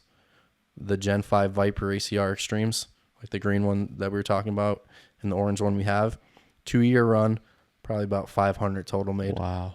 So where will those Vipers be in 15 years compared to like the Ford GT right now is like almost 20 years old. Yeah. The Vipers are already pretty much doing that kind of money, 7 years only. Stash it. And a fourth of production. That's crazy. So like, those are some of the things like we look at in the trends of like looking back at history. And everyone loves the Ford GTs, but 4,000 is a lot different than 500. Yeah. And now, big difference. Out of 500, how many of those are good? Right. Like low miles and well taken care of and never tracked. And not making any more. Right. That's wild. So with the whole JFK thing, like, maybe I'm not going to put words in your mouth and you don't have to answer, but like, at some point, at least for me, like I would love to go full time with what I'm doing, whether it's like via the whole thing, like the apparel, the podcast, everything all ties in. Yeah. So I would imagine like maybe that might be a goal of yours as well, but there's a huge level of risk that comes with that.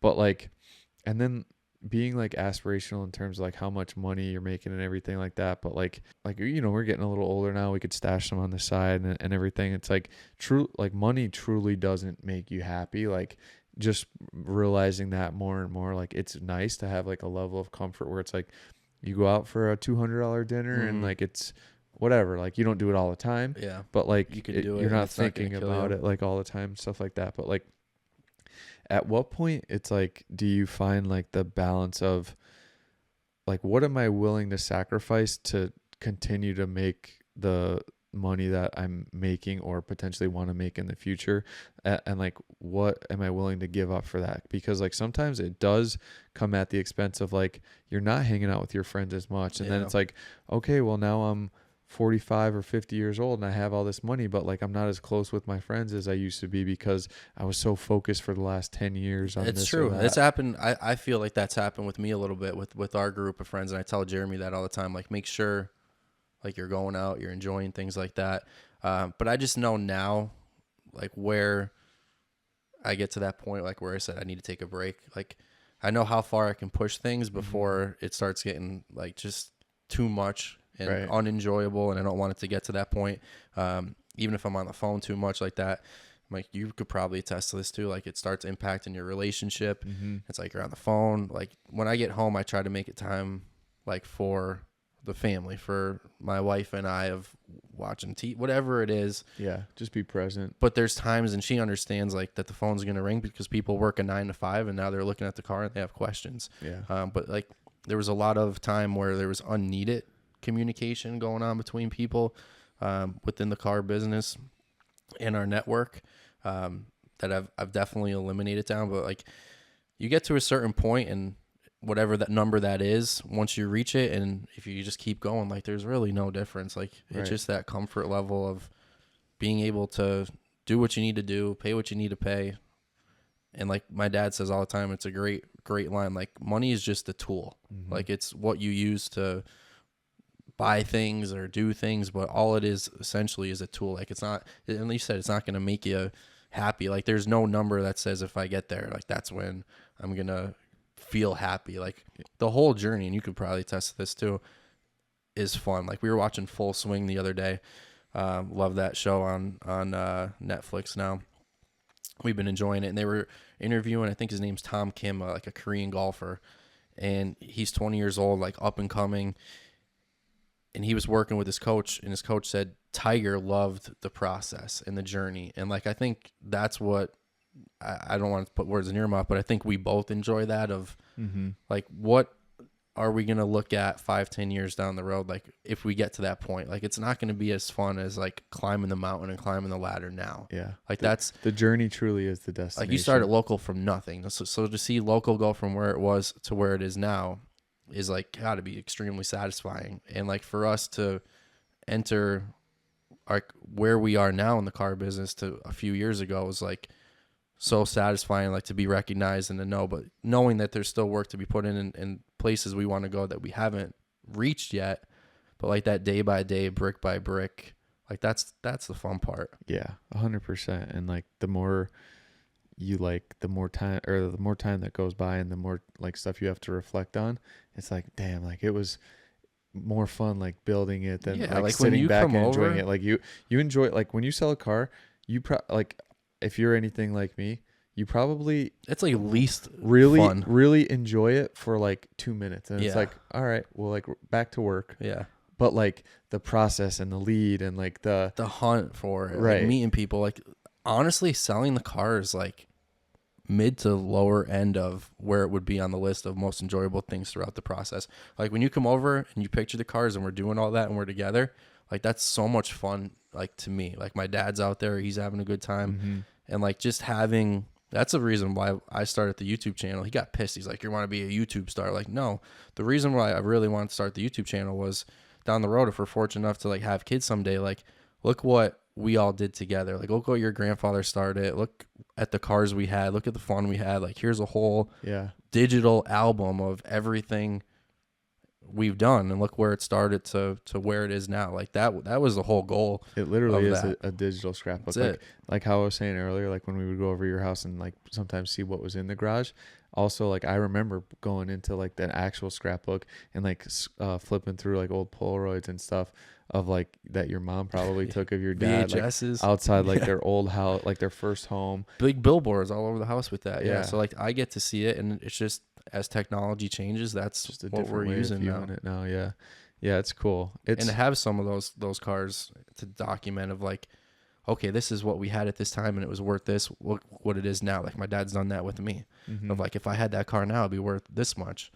But like, it's a balancing act, because at the same time, what could you do over the course of 10 years by turning that money rather than sitting on it? So it's such a fine line. Yeah, right. You could sell a car for $10,000 right now, and then use that $10,000 to potentially buy 2, 3. It's like, and turn it into 50, 60 draft picks. It's like, you see like what they turn like that one draft pick into that they traded away, and like all this stuff. Like you see in the NFL. Yeah, that's exactly what I'm thinking. Justin Jefferson. Yeah. But yeah, you sell that car for 10,000. You buy it for 10,000, sell it for 20. You sat on it for like 2 years. Right. Well, if you sold it and only got 12 over the course of 2 years and keep turning that, maybe it turns into 30, 40, 50. Right. You have no idea. Right. Because one of those 5 cars really hits. And And just, if it's a hot market, things are turning. So there's a lot to kind of take into consideration. Yeah. But like to your point about like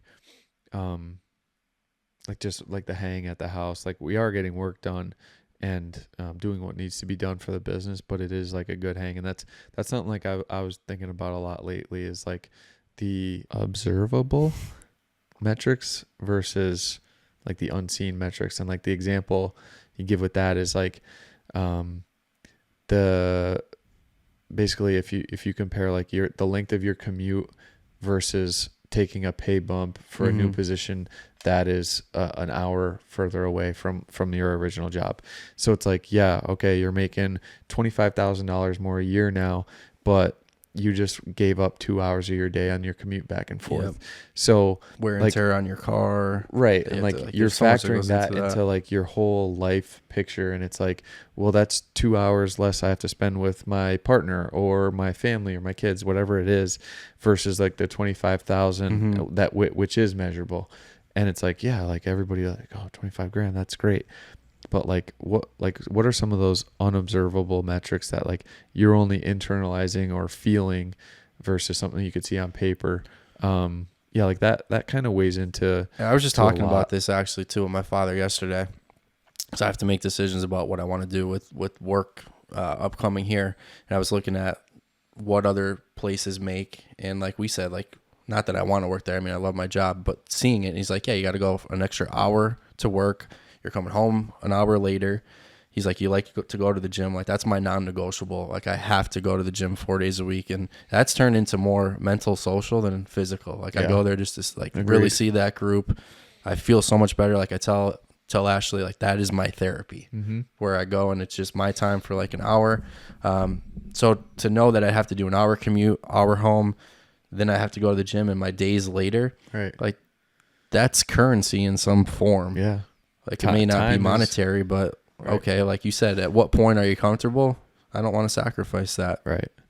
Yeah, it's like if it was the beginning stages and like you weren't at the level of income that like you were feeling that level of comfortability, like you're not stressed about bills, like there's something to be said for getting rid of that stress. But now that you're past that point, like it's just leverage where it's like, yeah, like the extra whatever $1,000 is just not worth it. And it's nice to get to that point, but yeah, just trying to factor in some of those like hidden metrics into like the decision making process in terms of like running the business and doing like the extra, like knowing when to put your head down and grind and like take it to 6,000-7,000 RPMs, and then like realizing like to take it from 6,000 or 7,000 to 8,000 is a lot harder than just going from like 0 to 4,000. It is, and it's just kind of feeling the temperature of like the room of like and I feel like I have a very good feel for how people are feeling, I think how they're doing. You're really good at that. So like I know like when my dad's kind of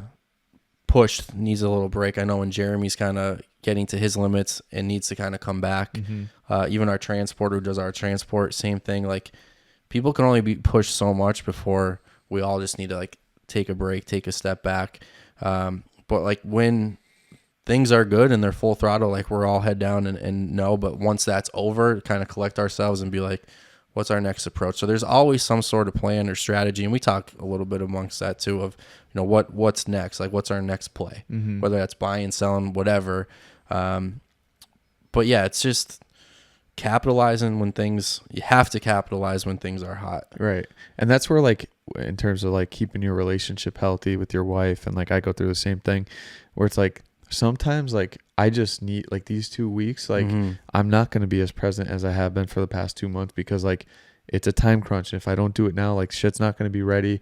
And, or like when the right opportunity comes knocking, whether it's buying or selling, like you have to answer when ready. The right things come, and having a partner who is cognizant of that and actually like respects that part of your like sucked grind. At communication with that though. Yeah. And it took because like I just wanted to do it. Right. And like I don't it's know like, don't why bother me. I have this to get bad habit of feeling like people know what I'm thinking or know what I'm doing without telling them. And she's like, I don't know this. You got to tell me. You got to communicate. Right. And like, problem I have is like communicate with my father because it's the business. So like I feel once I've done that, like I don't want to go do it again. Right. And I was missing that step. But once she's on board with all that, which it is now, like totally fine. But there was a portion of time where I'm thinking like I'm not single, but I'm alone and just doing this, and like she'll understand, but they're not going to understand unless you communicate that. Right. And like, yeah, to understand. They want to feel a part of it. Right. Help them understand the gravity of these moments, that like how critical they are to the business and stuff like that. And like, yeah, that's what I was saying. Like at some point, like, and Cal, I went through the same exact shit where I'm just like head down, like, this is what I do. Like either you're on board or you're not, like, but there's plenty of steps to help them get on board. We struggle because like my first phone call a lot of times would be to my dad because he's part of the business, or if it was Jeremy, and be like, this is what's going on. I sold it. I bought whatever. And she would be second. And like, if I was home and she heard those conversations, she'd be upset because it's like, when are you going to tell me? You're my husband. I'm your wife. Like, we're a team. Why aren't I the first? Yeah. So it took me some time. And like, I realized where she was coming from. Obviously my parents did too, but like having been an only child for obviously my whole life, like my first phone call was always to them. Yeah. So it took some time to adjust. Right. And it's different. Like, it's not like you're just calling them to inform them. Like, they're very heavily involved with the business. Yeah. So and that's like, it wasn't like mentor, I need help or like crying out. Like, I need my parents. It was just, they're part of the business. I need it just so happens to be that my business partner is also my father. Yeah. And that was difficult. Yeah. It's a struggle. Like those growing pains, like that's the stuff like people don't factor in, especially when we're doing it and it's not our full-time job. Like it's not like we're doing this stuff while everybody else is at work. It's like always in addition when everybody else is. I can't shut it off at 5 o'clock. Right. That's when it starts. You don't know like when things it's like 9 to 5 and then 5 to 9. I would love to. Yeah. But like I told her and she understood this really well. Like, you have a car for sale. I have a car for sale. Same car. They call me. I don't answer. They call you. You answer and they sell it. I just missed out on a sale. Right. So like, and it's who hard. knows when that buyer's coming again, when you're talking about the level of cars that you have. And then sometimes if I call, did you ever see the movie Analyze That? It's with Robert De Niro. It's a great clip. And these people come in and they're busting his balls, asking him a ton of questions. And at the end, they're like, want to see the manager, and he's pissed off because they're like, I'll think about it. And like, this happens. Like, people call you and just waste your time. And like, she's in the car or something. And she's like, really? Half hour? Right.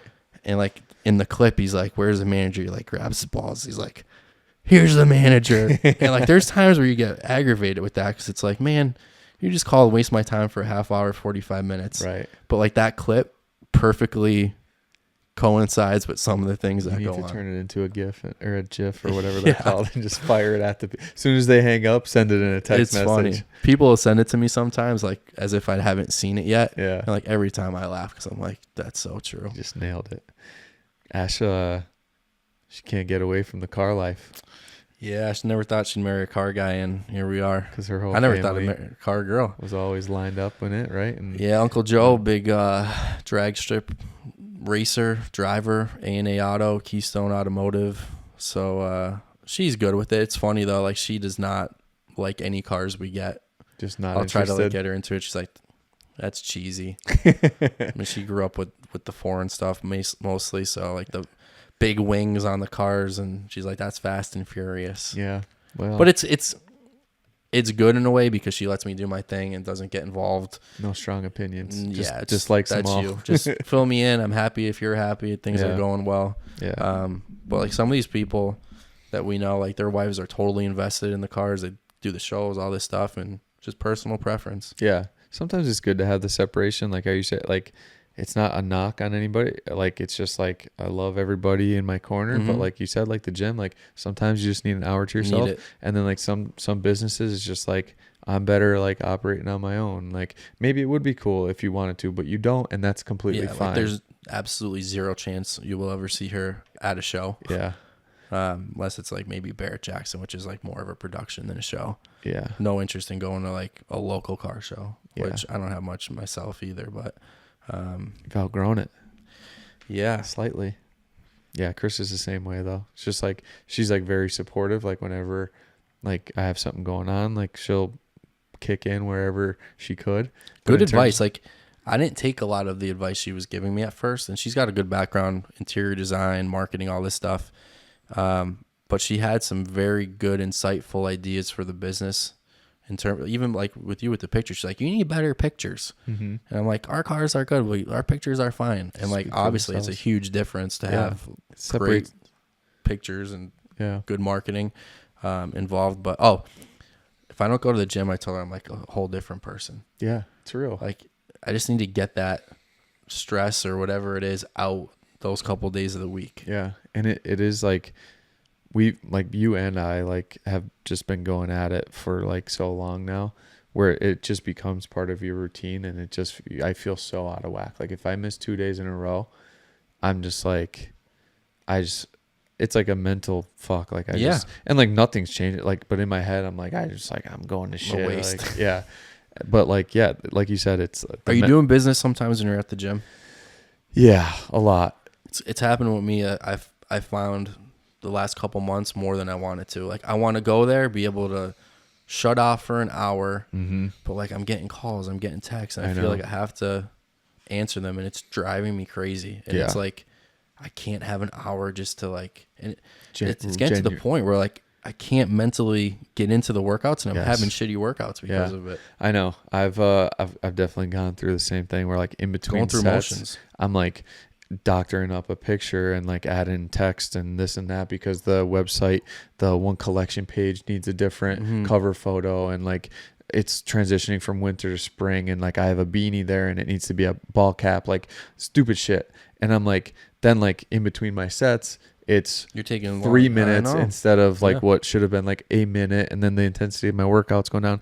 I have this Garmin watch. It's like the Phoenix 6 Solar or whatever. I bought it like 2 years ago, Cal.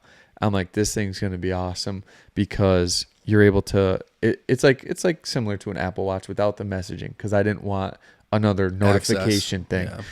Yeah. You don't want accessibility 24/7. Right. That's it. That's the exact reason why I got this watch. Plus I think it's like nicer because it looks like a normal watch, but you're able to download 2,000 songs right to the watch, and then you could just hook them up to your Bluetooth. You don't need your phone or anything. And I'm like, when I bought it, I'm like, this will be good. Like, I'll actually go on runs now. Like, I won't have to carry my phone. I don't have to wear like a stupid thing and like have my phone in it to listen to music. And I just like it's been 2 years since I had it. And like just last month, I started loading music to it.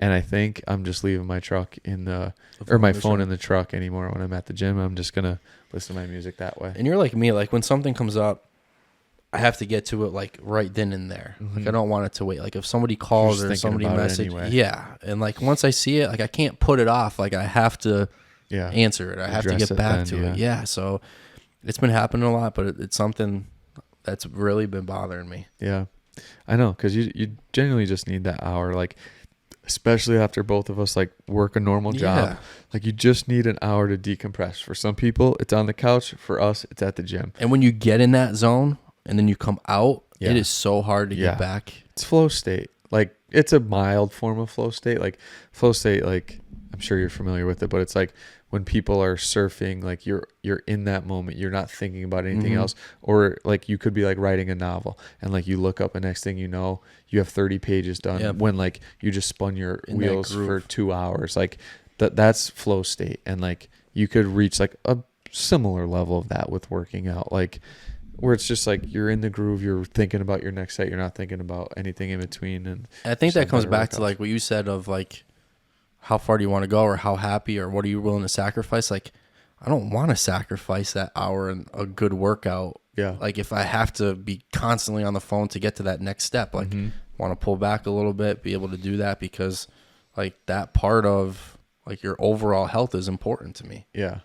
That's where like I take a step back and I'm like, all right, like, so I was actually thinking about it a lot around like the new year because like it's nice how like social media, like there is still so much like gimmicky shit out there, like people just trying to sell you garbage and sell you this course and this and that.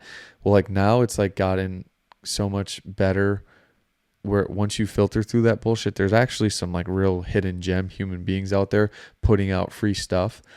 And like a lot of them are just like really sit down at the end of the year and come up with some unique goals for 2024, like attainable, like SMART goals or whatever they're called. And do some of that work in preparation for yourself. And then also like take a step back and like draw up what your dream life looks like, whether it's like 3 years from now, like what's attainable, 5 years, 10 years. Did you do that? I did a vision board this year. Ashley made me do it. Sitting in our room. Really? She did one. I did one. I sat down and wrote. And then now I'm looking at it. She caught me later. She's like, "What are you looking at?" I didn't say anything. I'm looking at that vision board. Believe it or not, I'm looking at it. I'm like 3 months in. I'm like, okay. I'm like, we're on track. Yeah, it's real. Like, that shit's and real. I'm not even like subconsciously thinking like to achieve those things, but I put them on there and I'm looking and I'm like, feel proud of yourself a little bit. It's real. Like I like you used to hear like speak it into the universe and blah, all this stuff. It's like, yeah, like to an extent it's not real, but to an extent it is because it's just like this extra level of holding yourself accountable. It's like you just put it on paper and you're a lot more likely to do it. You think of manifestations like a real thing with like Aaron Rodgers big into that right now. You think like speaking it? I do. I'm starting to find that it is a lot more real than I've thought before. Because it's just a culmination of a bunch of small actions that you take. It's not like it's like I manifested this and now I'm in the NFL. It's just more front of mind with all these decisions that you make. So like instead of going out and partying, you're going to go hit the field with a receiver for 2 hours. Do you think there's like some fear to say it, and once you say it, it's like, okay, that's out there. I'm gonna work towards that now. Yeah, it's just holding yourself. It's like you're now held accountable because it's out in the universe and other people heard it. Yeah. Versus just thinking it in your head. And it's like, maybe I'll do that this year. Interesting stuff. It's like, it's almost like a people pleasing tendency. Yeah. Where it's like, I said I'm going to do that. Ashley heard me say it. Krista heard me say it. And like, if I don't, I'm like a little bit of a failure where otherwise I would just fail in my mind or forget about it. Yeah. Push the thought off. Yeah. I think it's real. I've come around to a lot of that stuff that I used to just like think is like hippy dippy bullshit. But like you look around at some of the people that are doing it now and it's like they're really successful, like top tier at whatever their craft is. Yeah. And it's like there must be something. I see that a lot, like not to get religious, but like spirituality stuff.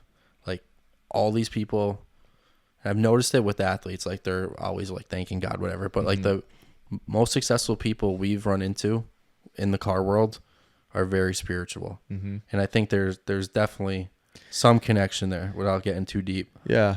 It just might be the way you conduct your lives. It's like even how you were talking about earlier when I said like, how does your dad's experience impact you? It's not so much like, you know, Cal, like look at this chart and how this car's the value's going up and down. Like here's the value, let's buy it now. It's more like how do you conduct yourself and speak to these people that you're creating relationships with, and like you don't see that impact. It's very hard to trace over like a 1, 2, 3 year trend, but when it happens over 10 and 15 years, it all circles back. Just how they live their lives, right? That's where like the spirituality I think helps because it's just like you think of like some of these people who were just like genuinely good people, and like you might get criticized for X, Y, and Z in this year, but over the long term, it all works out in the wash. Like they say, like this person who is drama filled and has all the scoop on everybody and is talking shit to everybody, you're everybody's friend because you're helping them out and you're telling them this and you're telling them that.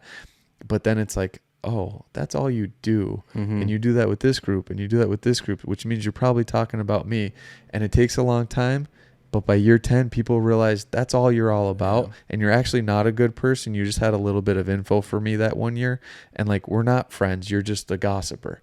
And then, but versus if you just keep like under the radar, fly your path, and for 10 years, nobody notices. And then in year 11, it's like, you know what, he's a really good guy. Yeah. Or she's like a really, like, yeah. It's like hard to trace it back to all like spirituality or manifesting things. And we say it a lot, like, but it's like your core values that eventually shine through. Just the way things break sometimes and like the timing. And like we say, we're not that good. Like right. We can't be that right that many times. Like there's something pulling you and whatever you believe, whatever. But like even the people we deal with, like the things that broke their way, like it can't always be right.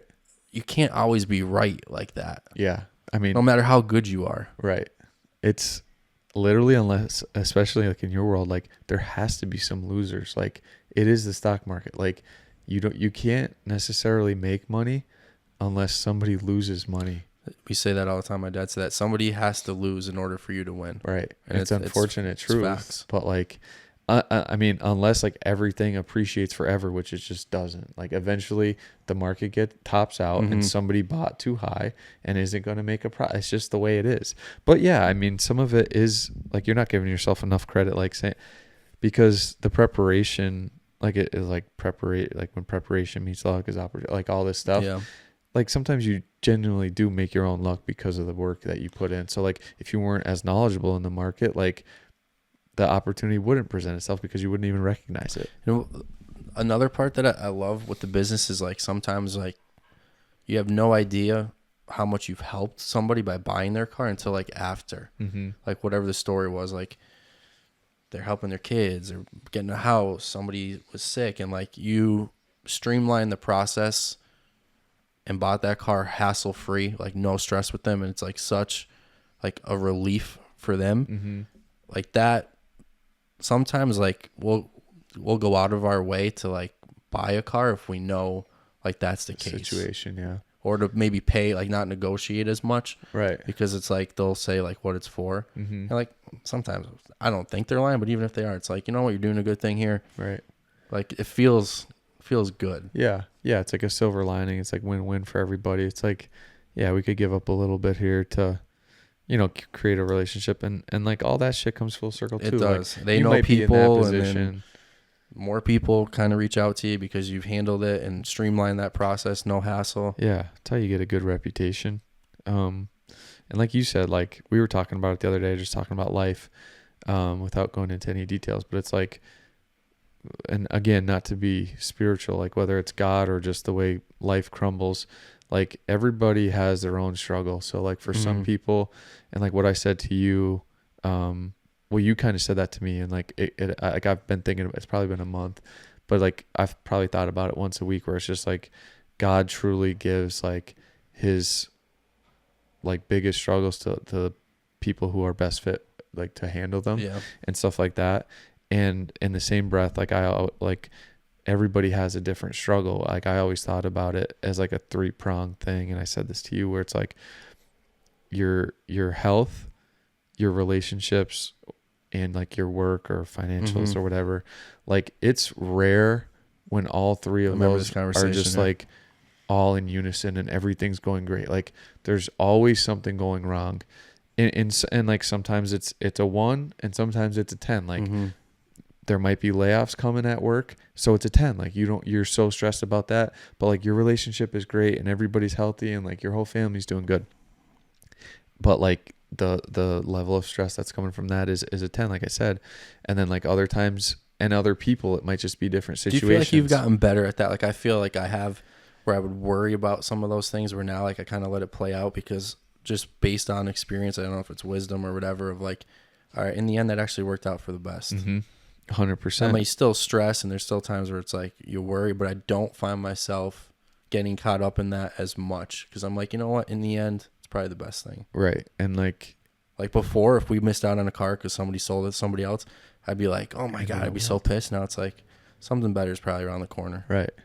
Yeah. And again, or it wasn't meant to be. It's just, you're right. It's just like either not meant to be. But it also, it comes with the more and more I've realized, like, I'm not trying to pat ourselves on the back. Like the good things come because we're setting ourselves up for good things to come to. Potentially losing my job at work at one point, and it's like I'm now in this marketing role only because I had local and I brought that up in the interview. Yeah. So it's like if I didn't, like where I used to think that was like going to be a negative thing that worked against me at work, like he's distracted, he's not focused on work, he's worried about his side hustle. It's literally the only thing that got me my job now. Because I didn't bring it up until the second round of interviews, and they're like, we were really close to writing you off because like you have no marketing experience until you said like you started your own business and the whole thing is marketing.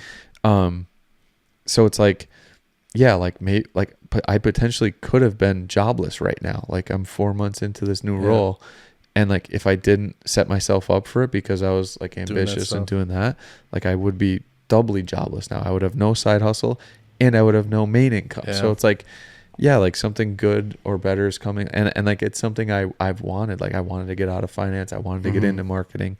So it is like setting yourself up to some extent, and it doesn't always work like that. Like knock on wood, like I was fortunate this time. Yeah, there's definitely struggle in the meantime. Yeah, like it's not like to say, okay, I'm gonna let it go and like I'm not gonna have a hard time through this. But when you get out the other end, it's like when you're at the high, it's never as high as you think. Yeah. And when you're at the low, it's never as low as you think. Yeah.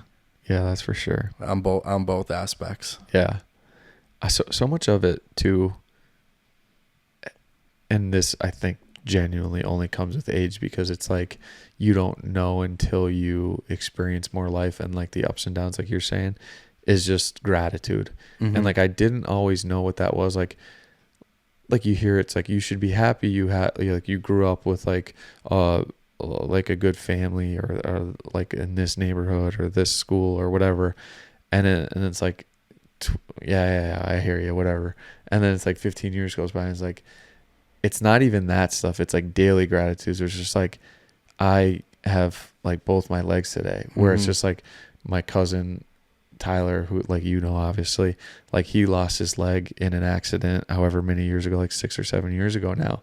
And it's like every once in a while I'm just like, damn, like that could have been anybody, and like it could have been me. Do you so think I'm like, Chris has opened up some of those? Like for me, Ashley has, and like we'll be out and she's like, that sunset's beautiful. Yeah. And like I would look at it sometimes, but like now I take a step back and appreciate more things like that. Yeah. Or like, oh, did you see that like family or little baby, whatever it is, like where I would just blow it off or not even pay attention. Like it's opened up my eyes to more things to like be grateful for. Yeah, 100%. And like even just like I could speak for both of us here, because we've talked about it in the past, just like going through some like other like shitty relationships in the past, that like you get a whole different level of gratitude with like our now wives, like just because we've experienced some like, and some of the misfortunes are our own fault at the time, like growing pains, whatever. I'm not saying like we're getting off scot-free here, but like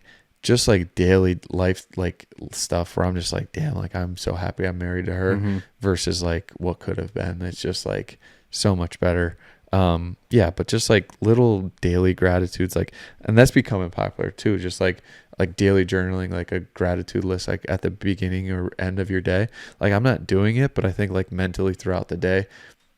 They say that's big. I actually did it for a stretch, and like you just lose the routine of like waking up and like just being like, I'm thankful for whatever, just in your head. Yeah. And like the days and it were so good. Yeah. And I don't know why I got away from that. It just makes you realize like your problems aren't that big. Like like so many people are dealing with bigger issues. Everybody's dealing with something. Especially like relationship issues. Like if we get in a fight and like we're going at it for like a few hours and like maybe like not talking at the end of it, it's just like, this is the dumbest issue ever. Like just having that perspective now, like, and like, it's easier to be the bigger person sometimes, or like, sometimes it's me, sometimes it's her. It's just like, I'm sorry, like, this is so stupid. Like, what are we even fighting about? Like, I can't even remember. Whereas like in the past, like if you had a blowout, it was like, that's the biggest thing ever, because you don't know anything else. And like, you're so like blinded to other people's like actual problems, like whether it's like financial issues, like in a marriage, or like the baby, like somebody's baby is like sick, or like whatever, problems. Whatever. Yeah. I see that problems. at school, like this job, and Pagula told me when I was taking it, like, it's going to open up your eyes to so many things that you didn't see. And it's going to be so much more rewarding and satisfying. And I could see that.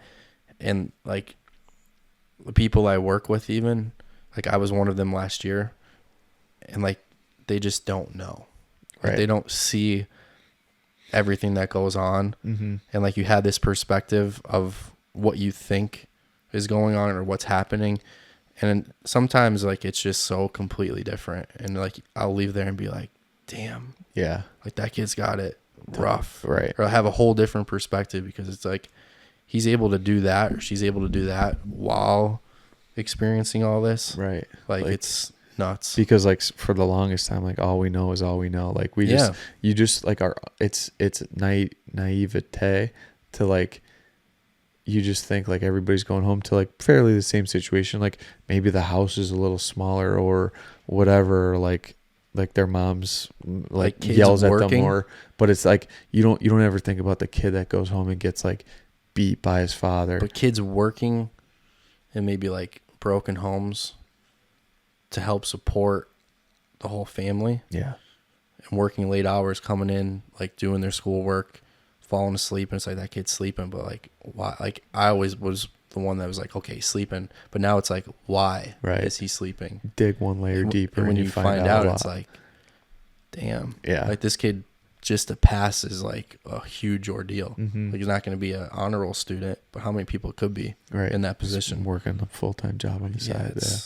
It's nuts. You see more of it's sad. Yeah, that's where like I wonder with the position that you have now, and like just like raising that consciousness level in teachers and stuff, just so like, because like everybody gets caught up in the moment where it's like I'm sure some teachers take it as a sign of disrespect, like, you're gonna fall asleep in my class right now, where it's like, instead of thinking like that first, like, let's have a conversation, like, hey, what's going on, like at home, stuff like that. And like, goes so far. Yeah, like you could raise the even if it's a quarter of the teachers, like it just helps. Like, you're never going to change everybody, but like just to like have that conversation, because like some people just genuinely aren't thinking that, because they're caught up in their work and their family. Like everybody's got their own shit, and like they don't see the conversations that you're having now in your new position, I think. And it took me time. Like I didn't walk into that position knowing that. Like I'm thinking like, you're sleeping, what's the discipline aspect, right? But like working with people in the office and seeing like how they dig and find out things, and the way that they're able to get that information out without directly asking questions.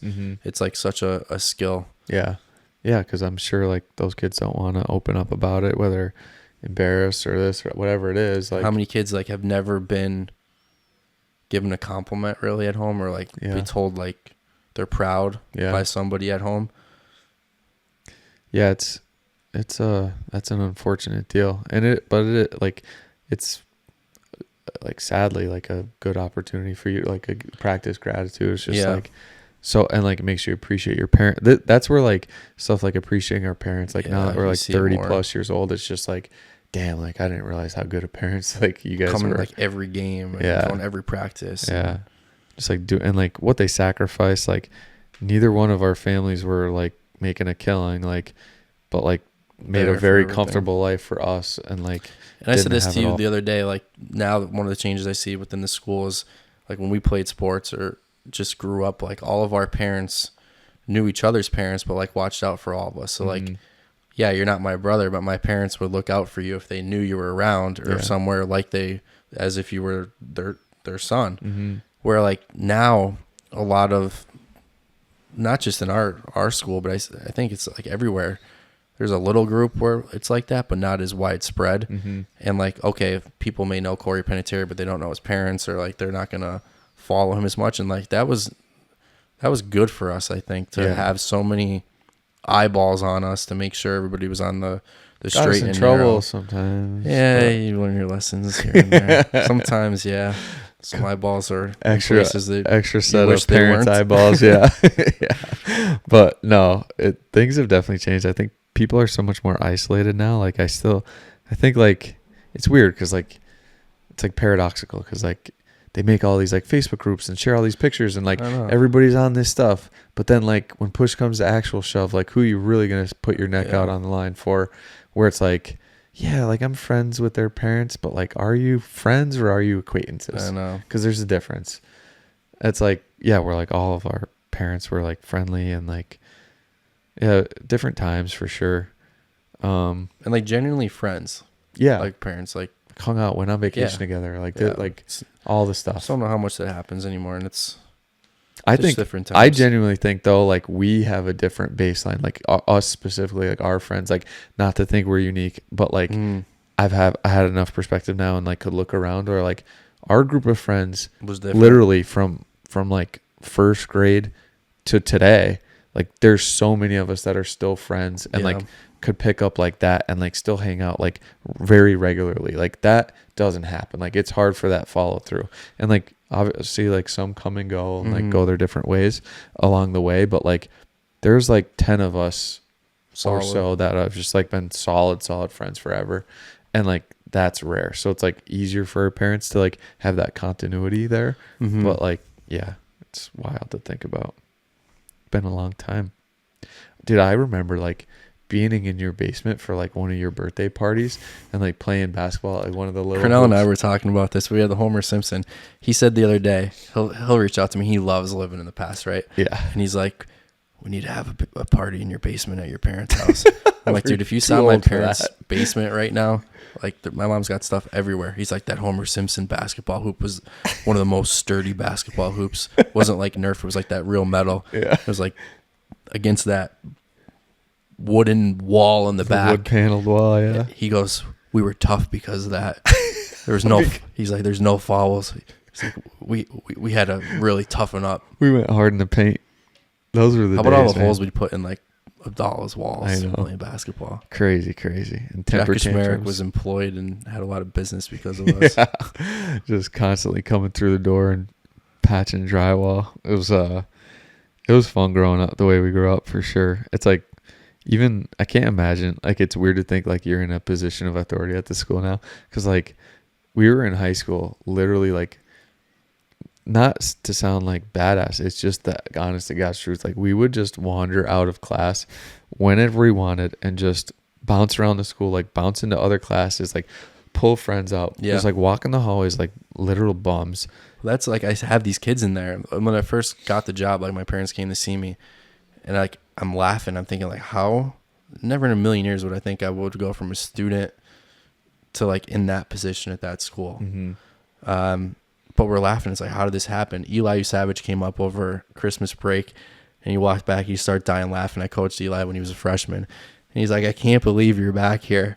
And it is hard to believe. But when I have some of the kids in there and they're telling me why they did the things they did or what happened, like I'll flat out tell them sometimes, like, I can understand if I were you and if I was that age, like I'd be doing the same thing. Yeah. Doesn't make it right. Can't say like nothing's going to happen. Can't do it, but I could understand it. been there for sure. Yeah. It's not that long ago. Dude, it is just like even like from a security perspective, like I'm not going to say whose class, but people who know, like we would just go out the back door in the front of the building in the middle of class and like drive to Dunkin' Donuts, get a breakfast sandwich and come back. You can't do that now. There's cameras all over the band. Yeah, we I don't know, man. And we say it all the time. Larry says it too. Like things have changed so much because now, like when we were in school, it was education, number one, safety next. Now it's safety, education. Yeah. Like, we want to make sure everybody gets there. Crazy to live Everybody, like that. everybody leaves safe. Right. Education, it's happening. We like that for it to happen more, but it's not priority number one.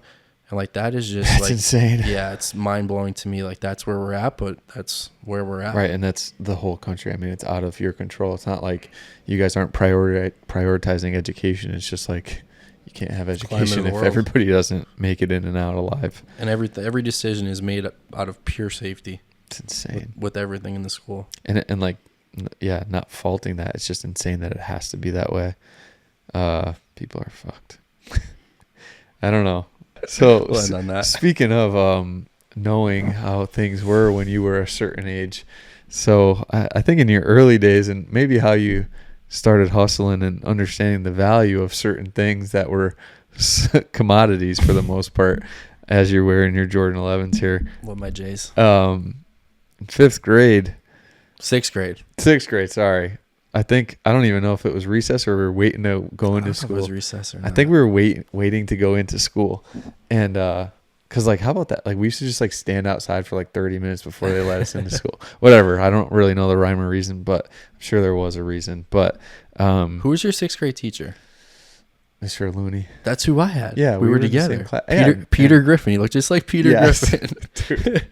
And, Mr. Looney, Peter Griffin's character was based off Mr. Looney. I mean, identical. It really so is. That'll help paint the picture. So we're out waiting to come in, and who else was in there?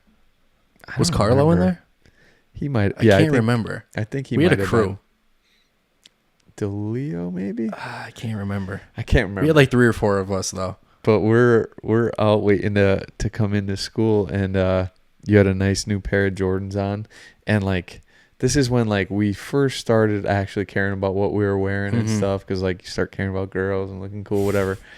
And we're all in our Abercrombie shit, and whatever.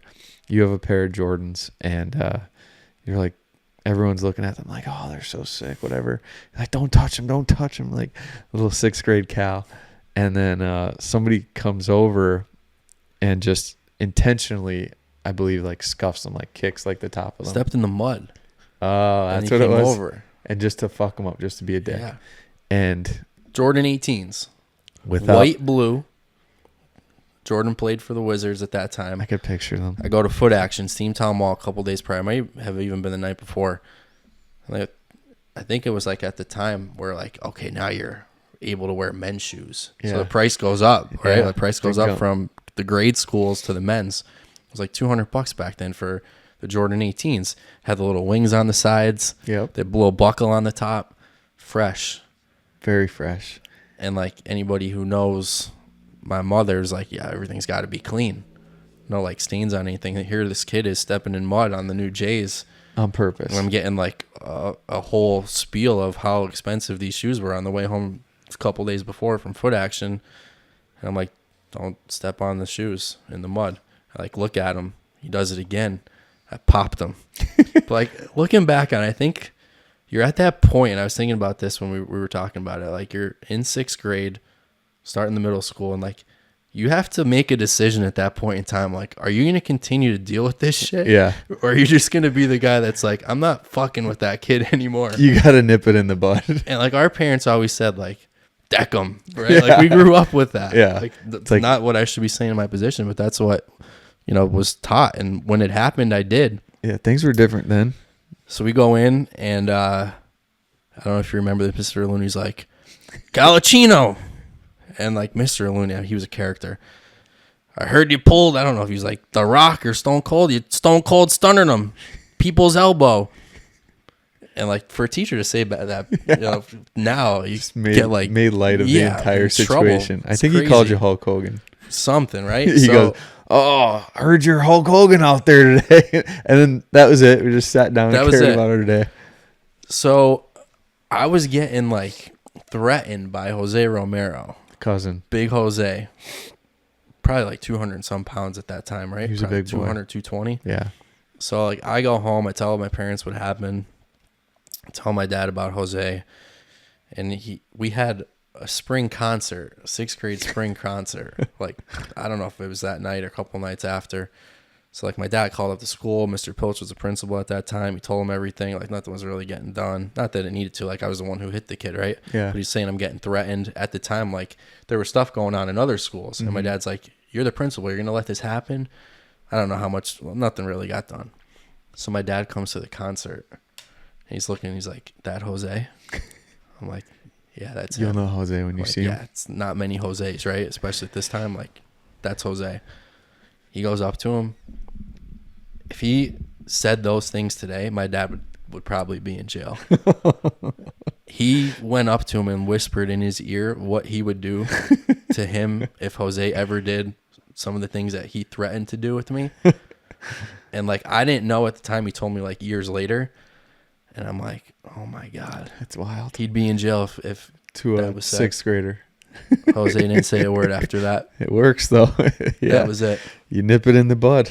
But he always said it. He's like, I grew up in the projects. I got that in me still. I can't take it out. You got that dog in him. And it came out. Fred's got the dog in him. He's got the dog. He's got the junkyard dog in him.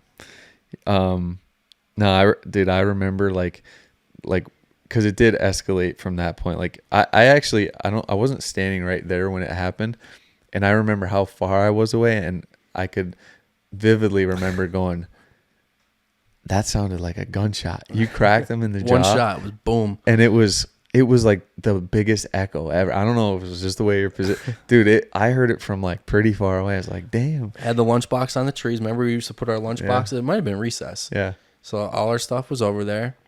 He steps in the mud, steps on the shoe. I'm like, dude, don't do it again. Like, I gave him a warning. Smart ass did it again, and boom, that was it. Like, no thoughts. Yeah, dude. I wasn't like, a fighter, though. I'm really not. No, but everybody fought back then. Like, it was...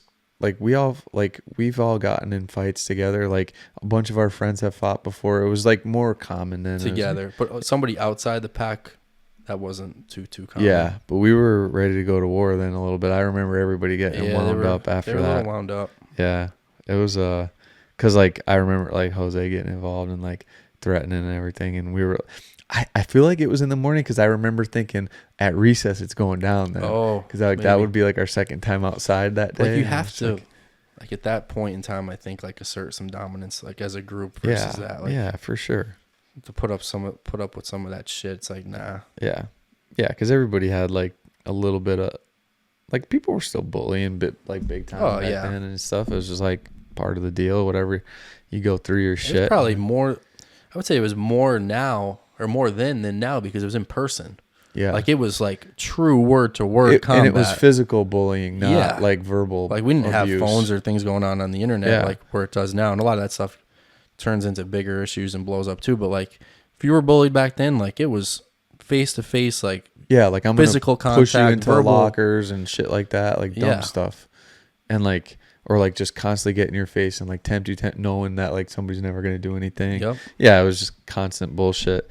So this bullying stuff is not new. It's just different forms. Yeah, different forms. Yeah, it's wild how much things have changed. Yeah, that was a funny story from our youth. We all got in a few fights though. It was like, and like honestly, like the three, like I was like in like three fights from like three like real fights, like solo fights from like middle school to senior year. It was like three of my like closest friends always. It's just like so stupid. Boys being boys. Just boys being boys. And it genuinely did like bring us closer together because it's just like I like we never verbalize it, but it's just like, hey, I respect that like you're not gonna take this shit and like all right, you're not won't use those words, but you know where we're going. Yeah. But glory days, man. Glory days. It's good stuff. Well, that's a good story to wrap on. I'm glad we caught up. We could probably go for hours because like every time we can't stop. We get to rolling, we definitely could go for days. Even when I see you at the gym, where it's like how far we're in. Yeah, got to stop ourselves. I know for sure. But that was fun. We'll definitely do it again. Maybe we'll get a guest appearance from Fred on. I feel like we talked about him enough now. The people gotta experience him. He's a character. He would enjoy this stuff as much as he says he doesn't. He would. Yeah. We'll maybe we'll bring a couple mics to the garage one day, get the videos going. There you go. We'll do it up. Jaren and Big Fred. Yeah. Jules has some input too sometimes. Jules always good for some words of wisdom too. And good food. Always with the food on Sunday. When it's a Sunday and like the meals are there, she was hurting your prep for the wedding. I know she was. She was making it hard on me. She's like, I made cookies. Carb loading. Oh God, I'm trying to be good, Joel. Get some dirt. Oh yeah. Never forget the dirt. All right, Cal. Thanks again. We'll run it back. Thanks, man. All right.